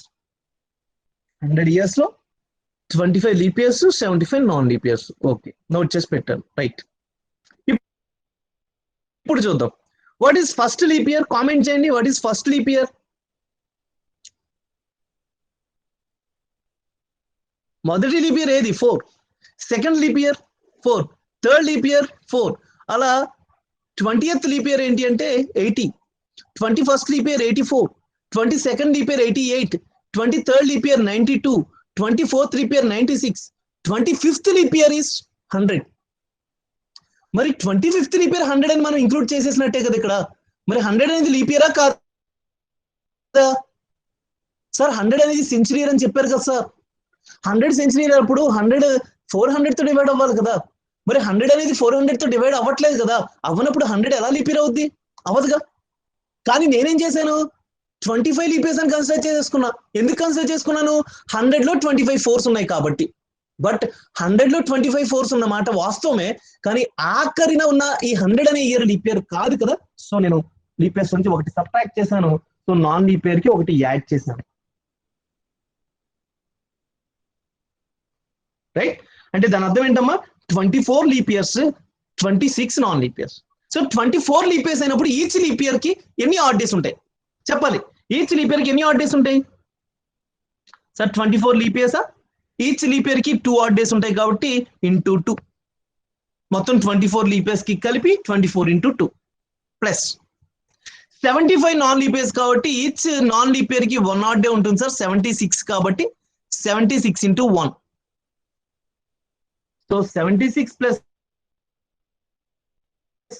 48 ఎంతమ్మా? 76 ప్లస్ 48 124. 124 ఆడ్ డేస్ వచ్చాయి. అంటే మొదటి 100 సంవత్సరాలకి 124 add days. Is it possible to have 124 odd days? ఉండవు. సో మళ్ళీ ఏం చేయాలి? 124 ని 7 తో డివైడ్ చేస్తాం. 7 తో డివైడ్ చేసినప్పుడు సమ్ వీక్స్ ఫామ్ అవగా ఎంత మిగులుతుంది అంటే 5 మిగులుతుంది. So here 5 odd days. దాని అర్థం ఏంటి? మొదటి 100 సంవత్సరాలకి అంటే ప్రతి 100 సంవత్సరాలకి 5 ఆడ్ డేస్ ఉంటాయి. 5 ఆడ్ డేస్ ప్రతి 100 సంవత్సరాలకి 5 ఆడ్ డేస్. రైట్, ఇక్కడ వరకు నోట్ చేయండి. త్వరగా నోట్ చేయాలి.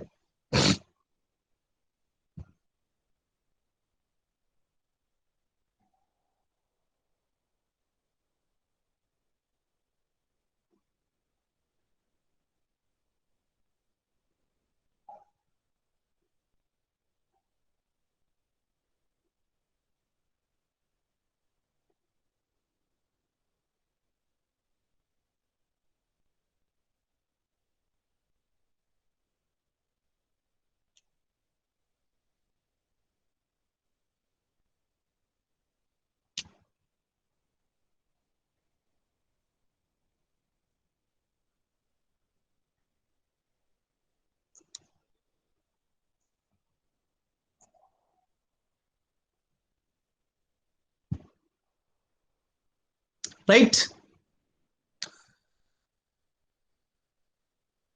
సో ఫస్ట్ 100 years కి నేను క్వశ్చన్ ఏంటి 15 ఆగస్ట్ 1947. ఓకే, నేను మొదటి 100 సంవత్సరాలు చూశాను. For first 100 years odd days is 5. For 200 years ఎంతమ్మా? 100 years కి 5 ఆడ్ డేస్ అయితే 200 years కి ఎంత సార్? 100 అయితే 5, 200 అయితే 10 సార్. 10 అంటే మళ్ళీ ఒక వారం ఫామ్ అవుతుంది సార్. సో 10 లోంచి 1 వీక్ తీసేస్తే 3 ఆడ్ డేస్. మరి 300 years కి సార్ 300 years కినా అంటే 100 కి 5 అయితే 300 కి 15. 300 కి 15 అంటే 1 odd day. దెన్ 400 years కి సార్ 400 years కి యాక్చువల్గా అయితే 100 కి 5 కాబట్టి 400 కి 20 అవ్వాలమ్మా. చూడండి ఇక్కడ 100 కి 5 కాబట్టి 400 కి 20 అవ్వాలి యాక్చువల్గా అయితే. కానీ 100 years లో 100th year లీప్ ఇయర్ కాదు, 200 years లో 200th year లీప్ ఇయర్ కాదు, 300 years లో 300th year లీప్ ఇయర్ కాదు, కానీ 400 years లో 400th year లీప్ ఇయర్. కాబట్టి ఏం జరగాలి? లీప్ ఇయర్ కి 2 ఆడ్ డేస్ రావాలి జనరల్ గా అయితే. కానీ 400th year ని కూడా నాన్ లీప్ ఇయర్ అనుకున్నాం అనుకోండి, ఒక ఆడ్ డే ఆల్రెడీ ఇంక్లూడ్ అయిపోయినట్టేగా. కానీ 400th year లీప్ ఇయర్ కాబట్టి ఇంకో ఒక ఆడ్ డే రావాలి ఇక్కడ. Then 21 odd days, 21 odd days అంటే 0. మీరు ఇక్కడ గమనించండి, 100 years కి 5 odd days, 200 years కి 2 తగ్గించండి, 300 years కి 2 తగ్గించండి, 400 years కి మళ్ళీ 2 తగ్గిస్తే నెగిటివ్స్ లోకి వెళ్ళిపోతాం. నెగిటివ్స్ లోకి వెళ్ళాల్సిన అవసరం లేదు కాబట్టి 0 దగ్గర ఆగిపోండి. 5310. ఇప్పుడు 1946 years కి చూద్దాం. ఇప్పుడు 1946 years కి చూద్దాం. 1946 years. సో ఇక్కడ 1946 years ని నేను ఏ రకంగా స్ప్లిట్ చేస్తున్నాను చూడండి. 1600 ప్లస్ 300 ప్లస్ 46. 1600 years కి ఎన్ని ఆడ్ డేస్ ఉంటాయి సార్? ఎవ్రీ 400 years కి 0 కదా సార్. సో ఎవ్రీ 400 years కి 0 అయినప్పుడు 1600 కూడా 0 ఆడ్ డేసే. మరి 300 years కి ఎన్ని ఆడ్ డేస్ ఉంటాయి సార్? 300 years కి 1 ఆడ్ డే. మరి 46 years కి ఎన్ని ఆడ్ డేస్ మనకు తెలుసా? తెలీదు. అగైన్ మనం ఏం చేయాలి అంటే 100 years కి ఎలా అయితే క్యాలిక్యులేట్ చేసామో 46 years కూడా అలాగే క్యాలిక్యులేట్ చేయాలి. సో ఇప్పుడు నేను ఏం చేస్తున్నానంటే 46 years ని స్ప్లిట్ చేసుకుంటున్నా. మళ్ళీ ఈ 46 years ని స్ప్లిట్ చేసుకుంటున్నా, leap years non leap years గా. 46 లో ఎన్ని 4s ఉంటాయమ్మా? 11 4s.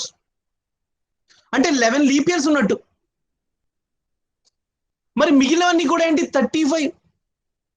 So 35 non leap years ఉన్నట్టు. 11 లీప్ ఇయర్స్ అంటే 11 into 22, 11 into 2 that is 22. 35 non leap years అంటే each non leap year 1 odd day కాబట్టి 35 into 1 దాని ఏమవుతుంది? 22 plus 35 that is 57. మరి 57 odd days ఉంటాయా? ఉండవు. అగైన్ మళ్ళీ 7 తో డివైడ్ చేస్తే here you will get 1 odd day. So overall గా 1946 years కి ఎన్ని odd days ఉన్నట్టమ్మా?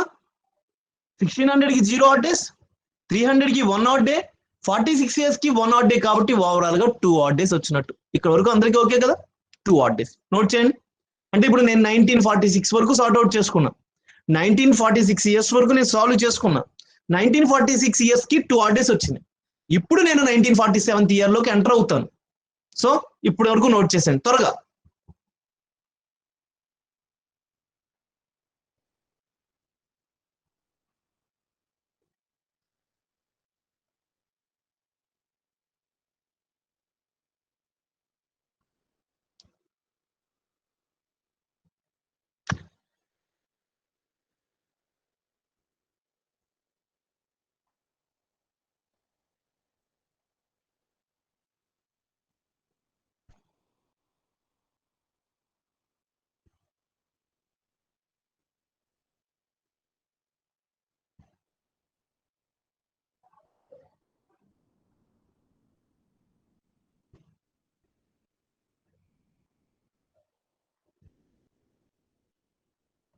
Right. So 1946 years వరకు 2 odd days వచ్చింది. ఇప్పుడు 1947లోకి ఎంటర్ అయ్యాను. జనవరి కంప్లీటెడ్, ఫిబ్రవరి, మార్చ్, ఏప్రిల్, మే, జూన్, జూలై, ఆగస్టు 15వ తారీఖున ఉన్నాను నేను. సో ఇప్పుడు జనవరి మంత్ లో ఎన్ని ఆడ్ డేస్ ఉన్నాయి క్యాలిక్యులేట్ చేసి చెప్తారు ఎవరైనా? జనవరి మంత్ లో ఎన్ని ఆడ్ డేస్ ఉన్నాయి సార్? జనవరి మంత్ లో 31 days ఉంటాయి సార్ జనరల్ గా. 31 days అంటే 31 ని 7 తో డివైడ్ చేస్తే 4 7s are 28 సార్. ఎంత మిగిలింది అంటే 3 మిగిలింది. ఫిబ్రవరి మంత్ లో 28 days ఉన్నాయా 29 days ఉన్నాయా మనం చాలా కేర్ఫుల్ గా అబ్జర్వ్ చేయాలి. 1947 is a non leap year. Non leap year ఫిబ్రవరిలో ఎన్ని డేస్ ఉంటాయంటే 0 odd days ఉంటాయి. లైక్ 28 days ఉంటాయి కాబట్టి ఫిబ్రవరికి 0 odd days. మార్చ్ 3, ఏప్రిల్ 2, మే 3, జూన్ 2, జూలై 3. ఒకసారి ఇవన్నీ యాడ్ చేస్తే అప్ టు ఆగస్ట్ 15 వరకు అన్ని యాడ్ చేయండి అమ్మా. ఎంత వస్తుంది? 3 + 3 6, 6 + 2 8, 8 + 3 11 + 2 13 + 3 16 + 15 that is 31. So 31 odd days ఉండవు కాబట్టి అగైన్ 4 weeks ఫామ్ అవుతున్నాయి. ఎంత మిగులుతుంది? 3 మిగులుతుంది. So here 3 odd days for 1947th year. Note చేయండి. 1947th year కి 3 odd days ఉన్నట్టు నోట్ చేయాలమ్మా. 1947th year కి 3 odd days ఉన్నట్టు.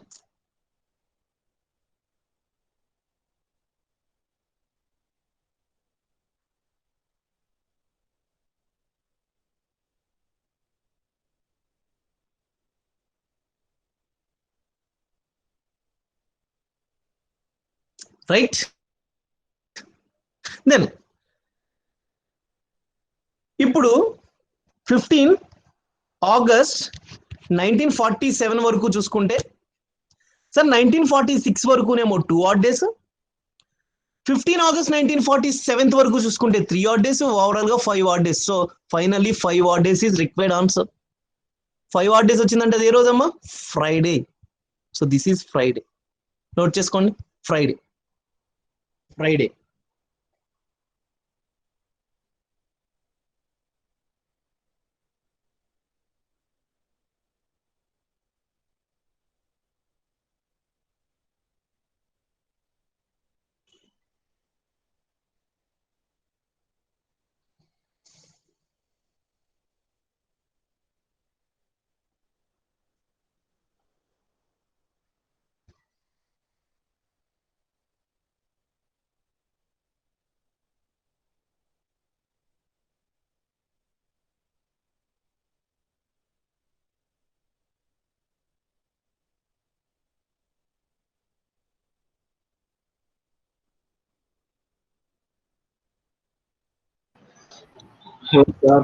రైట్.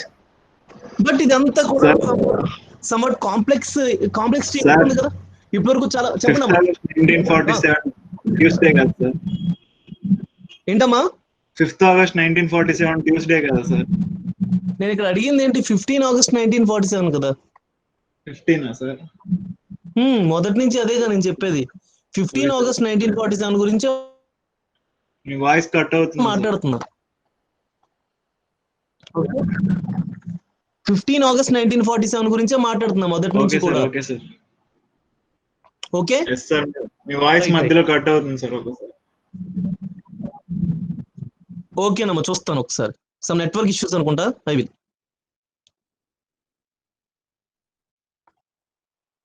ఓకే. సో ఇక్కడ వరకు అందరికీ ఓకేనా? బట్ ఇది అంతా కూడా సమ్వాట్ కాంప్లెక్సిటీ ఎక్కువ ఉంది, ఎక్కువ టైం పడుతుంది. మనకి కాంపిటేటివ్ ఎగ్జామ్స్ ఇంత టైం అయితే ఇవ్వడు. ఇంకా వీలైనంత తక్కువ టైంలో మనం ఆన్సర్ చేయగలగాలి ఇదే క్వశ్చన్ ని. సో అది ఎలా చేయడం అనేది చూద్దాం. 15 ఆగస్ట్ 1947. దీన్ని నేనైతే ఎగ్జామ్ టైంలో ఎలా చేస్తానంటే 15 + 2 + 47 + 0 + 11 then it will be 75. 75 odd days ఉండవు కాబట్టి 5 odd days. 5 odd days అంటే that is Friday. With in 10 seconds answer complete అయిపోతుంది. బట్ ఇక్కడ చాలా మందికి రైజ్ అయ్యి ఇప్పుడు నేను రాసిన దీన్ని బట్టి మీకు అందరికి వచ్చే డౌట్ ఏంటి అంటే సార్ ఓకే బట్ ఈ 15 ఈ 2 ఈ 47 ఈ 0 ఈ 11 ఎలా వచ్చినాయి? అదంతా ఎలా వచ్చింది చెప్పాలి అంటే you should be well known with some tables here. So tables note చేసుకోండి ఫస్ట్. మీరు ఆల్రెడీ డే టేబుల్ నోట్ చేసి ఉన్నారు. డే టేబుల్ ఏంటమ్మా?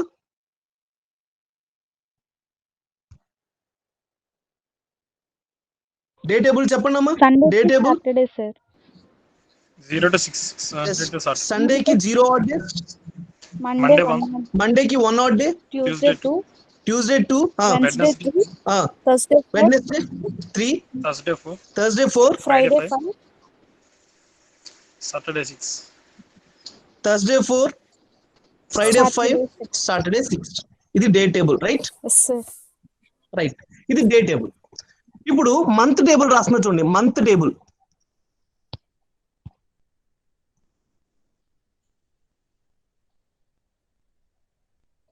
జీరో 3 3 6 1 4 6 2 5 0 3 5. 0 3 3 6 1 4 6 2 5 0 3 5. చూడండి మొత్తం 12 మంత్స్ కాబట్టి 12 వచ్చాయి డిజిట్స్.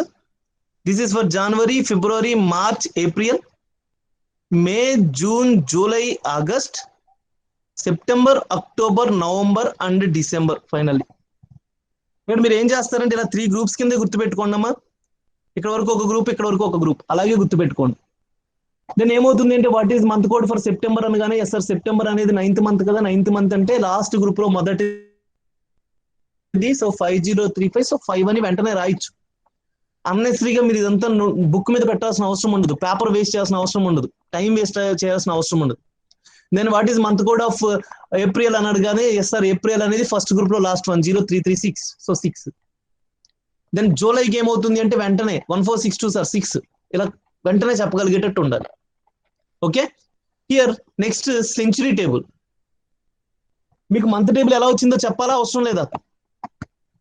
ఈ మంత్ టేబుల్ ఎలా వచ్చింది? డే టేబుల్ అయితే సండేకి 0 అని గుర్తుపెట్టుకోండి, కంప్లీట్ అయిపోతుందని చెప్పాను. మంత్ టేబుల్ అయితే కొంచెం గుర్తుపెట్టుకోవాల్సిన నీడ్ ఉంటుంది, లైక్ 0 3 3 6 1 4 6 2 5 0 3 5 1. బట్ ఇక్కడ ఈ మంత్ టేబుల్ ఎలా వచ్చింది అంటే జనవరి మంత్ నుంచి క్యుములేటివ్ గా ఆడ్ డేస్ ని యాడ్ చేసుకుంటూ వెళ్ళిపోతాం అనమాట. సో జనవరి మంత్ వరకు మనం ఫస్ట్ జనవరి దగ్గర స్టార్ట్ చేస్తున్నాం కాబట్టి జనవరి మంత్ కి నంబర్ ఆఫ్ ఆడ్ డేస్ ఏమీ లేవు. సో 0 అనుకోండి. జనవరి మంత్ కి ఎన్ని ఆడ్ డేస్ వచ్చాయో దాన్ని తీసుకొచ్చి 0కి యాడ్ చేస్తాం, అది ఫిబ్రవరికి మంత్ కోడ్ అవుతుంది. ఫిబ్రవరిలో ఎన్ని ఆడ్ డేస్ వచ్చాయో చూసి దాన్ని తీసుకొచ్చి ఆ 3కి యాడ్ చేస్తాం, అది మార్చ్ కి మంత్ కోడ్ అవుతుంది. మార్చ్ లో ఎన్ని ఆడ్ డేస్ ఉంటాయి? జనరల్ గా 3 ఆడ్ డేస్ ఉంటాయి కదా మార్చ్ లో. సో ఆ 3 తీసుకొచ్చి ఈ 3కి యాడ్ చేశాను, 6 అయింది, అది ఏప్రిల్ కి అలాట్ చేశా. ఏప్రిల్లో ఎన్ని ఆడ్ డేస్ ఉంటాయి? 2 కదా, ఆ 2 తీసుకొచ్చి ఈ 6కి యాడ్ చేశాను, 8 అయింది. 8 అంటే ఏంటి? 1 odd day, that is allotted to May. మేలో 3 ఆడ్ డేస్ కదా, ఆ 3 తీసుకొచ్చి 1కి యాడ్ చేసా, 4, that is allotted to June. June లో 2 ఆడ్ డేస్ కదా, 2 తీసుకొచ్చి ఈ 4కి యాడ్ చేసా, 6, that is allotted to July. జూలైలో 3 ఆడ్ డేస్ కాబట్టి 3 తీసుకొచ్చి 6కి యాడ్ చేస్తే 9 అయింది. 9 ఆడ్ డేస్ ఉండవు కదా, అగైన్ 1 వీక్ ఫామ్ అయిపోయి 2 మిగిలిపోతుంది, that is allotted to August. ఈ విధంగా మనం క్యుములేటివ్ గా ఆడ్ డేస్ ని యాడ్ చేసుకుంటూ వెళ్ళిపోతాం అన్నమాట. That is month table, right? Now century table. Century table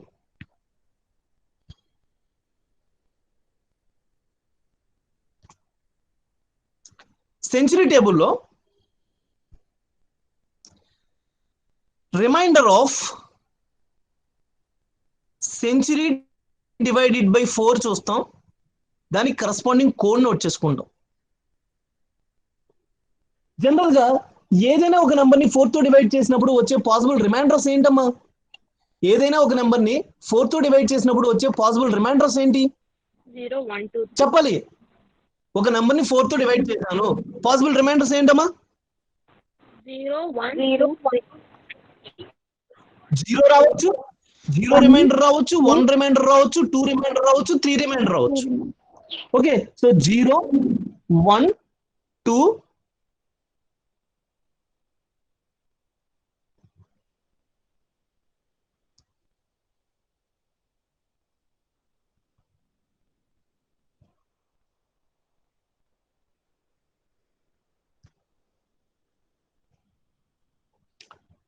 0 reminder, 1 reminder, 2,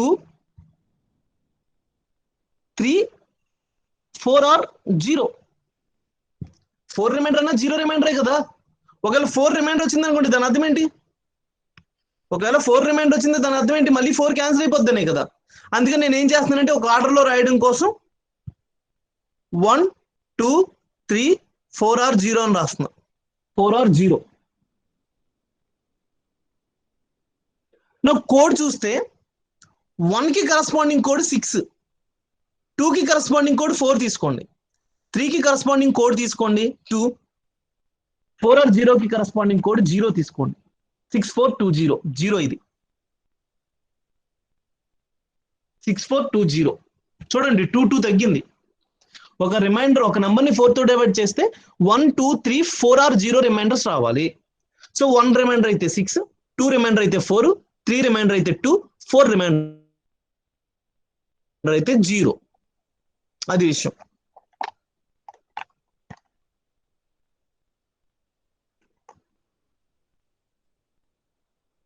right.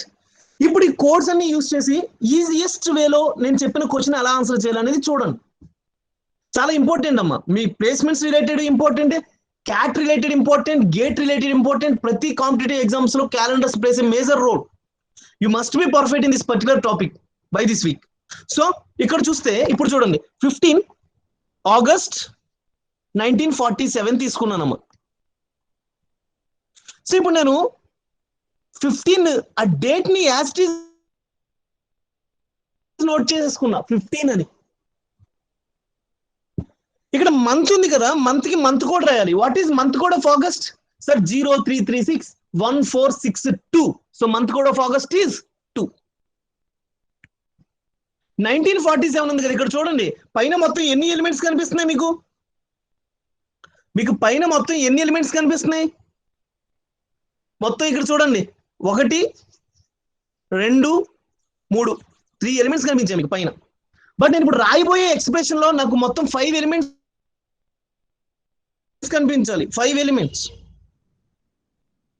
So first element ఏమో డేట్ నుంచి వచ్చేసింది, సెకండ్ ఎలిమెంట్ ఏమో హియర్ మంత్ నుంచి వచ్చేసింది, మిగిలిన 3 ఎలిమెంట్స్ కూడా ఇయర్ నుంచి రావాలి. మిగిలిన 3 ఎలిమెంట్స్ కూడా ఇయర్ నుంచి రావాలి. What is Saturday Sanjay? Already నేను 15 ఆగస్ట్ 1947 సొల్యూషన్ చెప్పేసా, దట్ ఈస్ ఫ్రైడే. ఆ ఫ్రైడే సొల్యూషన్ ఇప్పుడు నేను ఏం చేయాలి? ఈజియెస్ట్ వేలో చేయడం కోసం షార్ట్ కట్ అప్రోచ్కి వెళ్తున్నా. మరి సాటర్డే అంటారేంటి? ఇయర్ 1947 లో నేను ఏం చేస్తున్నానంటే ఫస్ట్ 47 ఇయర్స్ తీసుకుంటున్నా. మరి 1900 ఇయర్స్ మిగిలిపోయి ఉన్నాయి కదా, 47 సంవత్సరాలనే తీసుకుంటే మరి మిగిలిపోయిన 1900 సంవత్సరాలు ఎవరు తీసుకుంటారు? ఆ ఎఫెక్ట్ కోసం సెంచరీ ఇయర్ని, సెంచరీ కోడ్ని కన్సిడర్ చేస్తున్నా. 1900 ఇయర్స్ ఏ సెంచరీలోకి వస్తాయి? 1947 comes under which century? Sir 1947 ఏ ఇయర్లో ఏ సెంచరీలోకి వస్తుందంటే 20th సెంచరీ అమ్మా. చాలా మంది ఏమనుకుంటారంటే 19th సెంచరీ అనుకుంటారు. సార్ 19th తో స్టార్ట్ అవుతుంది కాబట్టి 19th సెంచరీ అని అనుకుంటారు, మాక్సిమం అలాగే అనుకుంటారు. బట్ కాదు, 1947 కమ్స్ అండర్ 20th సెంచరీ. మీరు కావాలనుకుంటే 2000 year 2000 comes under which century? చూడండి, year 2000 comes under which century? Sir 2000 ఇక్కడ 20 ఉంది కదా స్టార్టింగ్ లో, దీనికి 1 యాడ్ చేయండి. Year 1 2 3 4 comes under which century? Sir ఇక్కడ 12 ఉంది కదా, 1 యాడ్ చేయండి, 13th century. Year 4 5 6 7 comes under which century? Sir ఇక్కడ 45 ఉందిగా, సో ఇది 46th సెంచరీ. సో పైన 1947 లో ఇది ఉంది కదా, సో ఏ సెంచరీలోకి వస్తుంది? 20th సెంచరీలోకి వస్తుంది. ఇప్పుడు ఏం చేయాలి? As per our century code, నేను ఇక్కడ మీకు సెంచరీ కోడ్ చెప్పున్నాను చూడండి. ఈ సెంచరీ కోడ్ నేను ఏం చెప్పాను? సెంచరీని 4 తో డివైడ్ చేయండి, అప్పుడు రిమైండర్ ఏమొస్తుందో చూసి దానికి కరెస్పాండింగ్ కోడ్ రాయండి అన్న. సో ఇది 20th సెంచరీ కాబట్టి 20ని 4 తో డివైడ్ చేయండి. 20ని 4 తో డివైడ్ చేస్తే 0 కదా రిమైండర్. 20ని 4 తో డివైడ్ చేస్తే 0 రిమైండర్. 0కి కరెస్పాండింగ్ కోడ్ ఏం కనిపిస్తుంది? ఇక్కడ మీకు 0 కనిపిస్తుంది, అందుకని నేను ఇక్కడ 0 రాశాను. అంతేగాని 0 రిమైండర్ వచ్చింది కాబట్టి ఆ రిమైండర్ ని నోట్ చేయలేదు, గుర్తుపెట్టుకోండి. సార్ 1947 లో 47 ఇయర్స్ నోట్ చేశాను, 1900 ఇయర్స్ నోట్ చేశాను. మరి ఆ 47 ఇయర్స్ లో లీప్ ఇయర్స్ ఉంటాయి కదా సార్, ఆ లీప్ ఇయర్స్ యొక్క ఎఫెక్ట్ ని కూడా కన్సిడర్ చేయాలి కదా, రైట్? మరి 47 లో లీప్ ఇయర్స్ ఎన్ని ఉంటాయి సార్? 47 ని 4 తో డివైడ్ చేద్దాం. 11 4s are 44. So 11 leap years ఉంటాయి. రైట్, 11 లీప్ ఇయర్స్ ఉంటాయి. సో ఇక్కడ చూడండి 15 అనేది డేట్, నేను క్లియర్ గా నోట్ చేస్తున్నా చూడండి అమ్మా. ఇక్కడ 15 అనేది డేట్, 2 అనేదేమో మంత్ కోడ్, 47 అనేదేమో ఇయర్, 0 అనేదేమో సెంచరీ కోడ్, 11 అనేదేమో లీప్ ఇయర్స్ ఎన్ని ఉన్నాయో చెప్పేది కాబట్టి లీప్ నంబర్ అంటాను నేను. సో ఇక్కడ సెంచరీ కోడ్ ఎలా క్యాలిక్యులేట్ చేస్తున్నాను రాస్తున్నా చూడండి. సెంచరీ కోడ్ ఎలా క్యాలిక్యులేట్ చేస్తున్నాను రాస్తున్నా చూడండి. సో ఇక్కడ 20th సెంచరీ కాబట్టి 20ని 4 తో డివైడ్ చేశాను. 5 4s are 20, రిమైండర్ 0. నేను ఈ మిగిలిపోయిన 0ని తీసుకోలేదమ్మా, 0కి కరస్పాండింగ్ ఈ కోడ్ 0ని తీసుకున్నా, కోడ్ తీసుకున్నా. ఇది కాదు.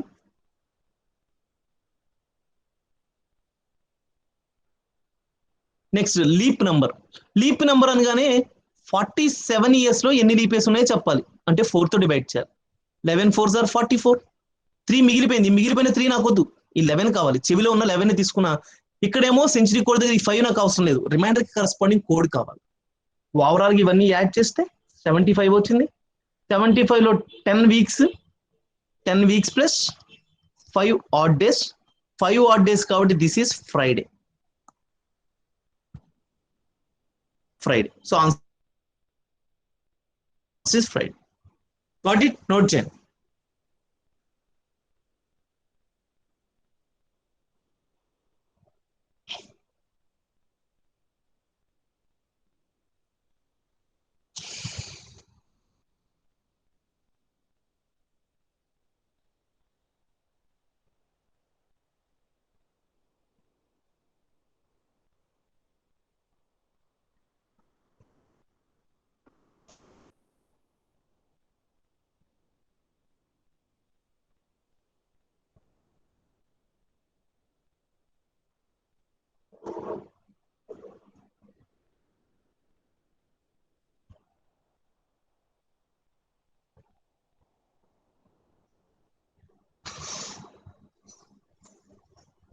Right,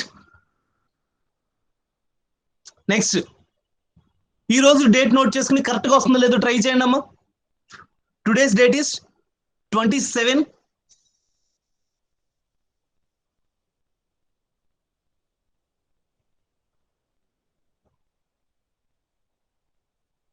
September 2020. నోట్ చేస్తారా? ఈ స్లైడ్ తీసేయచ్చా? sir. Can you please?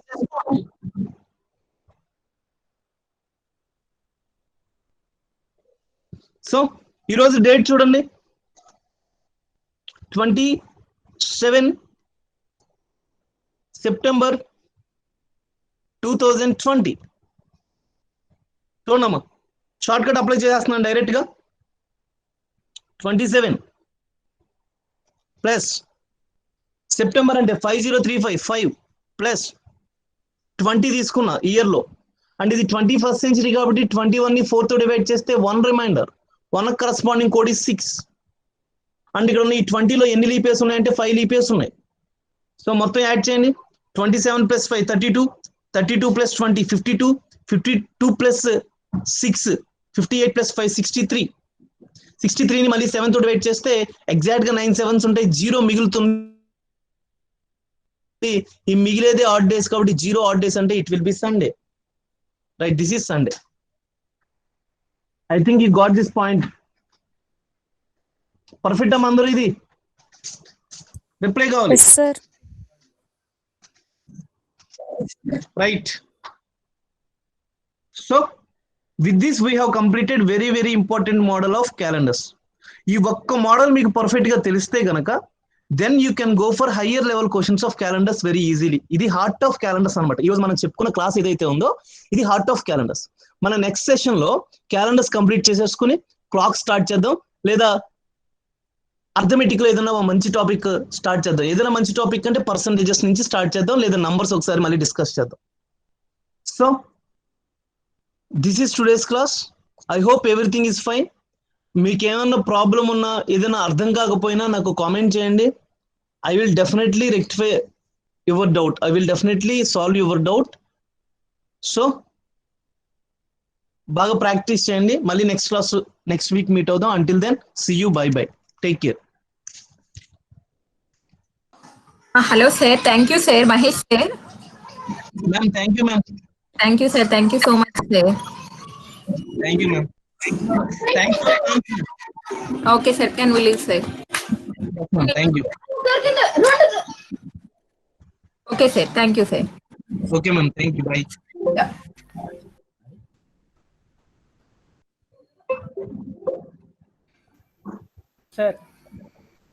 చెప్పమ్మా.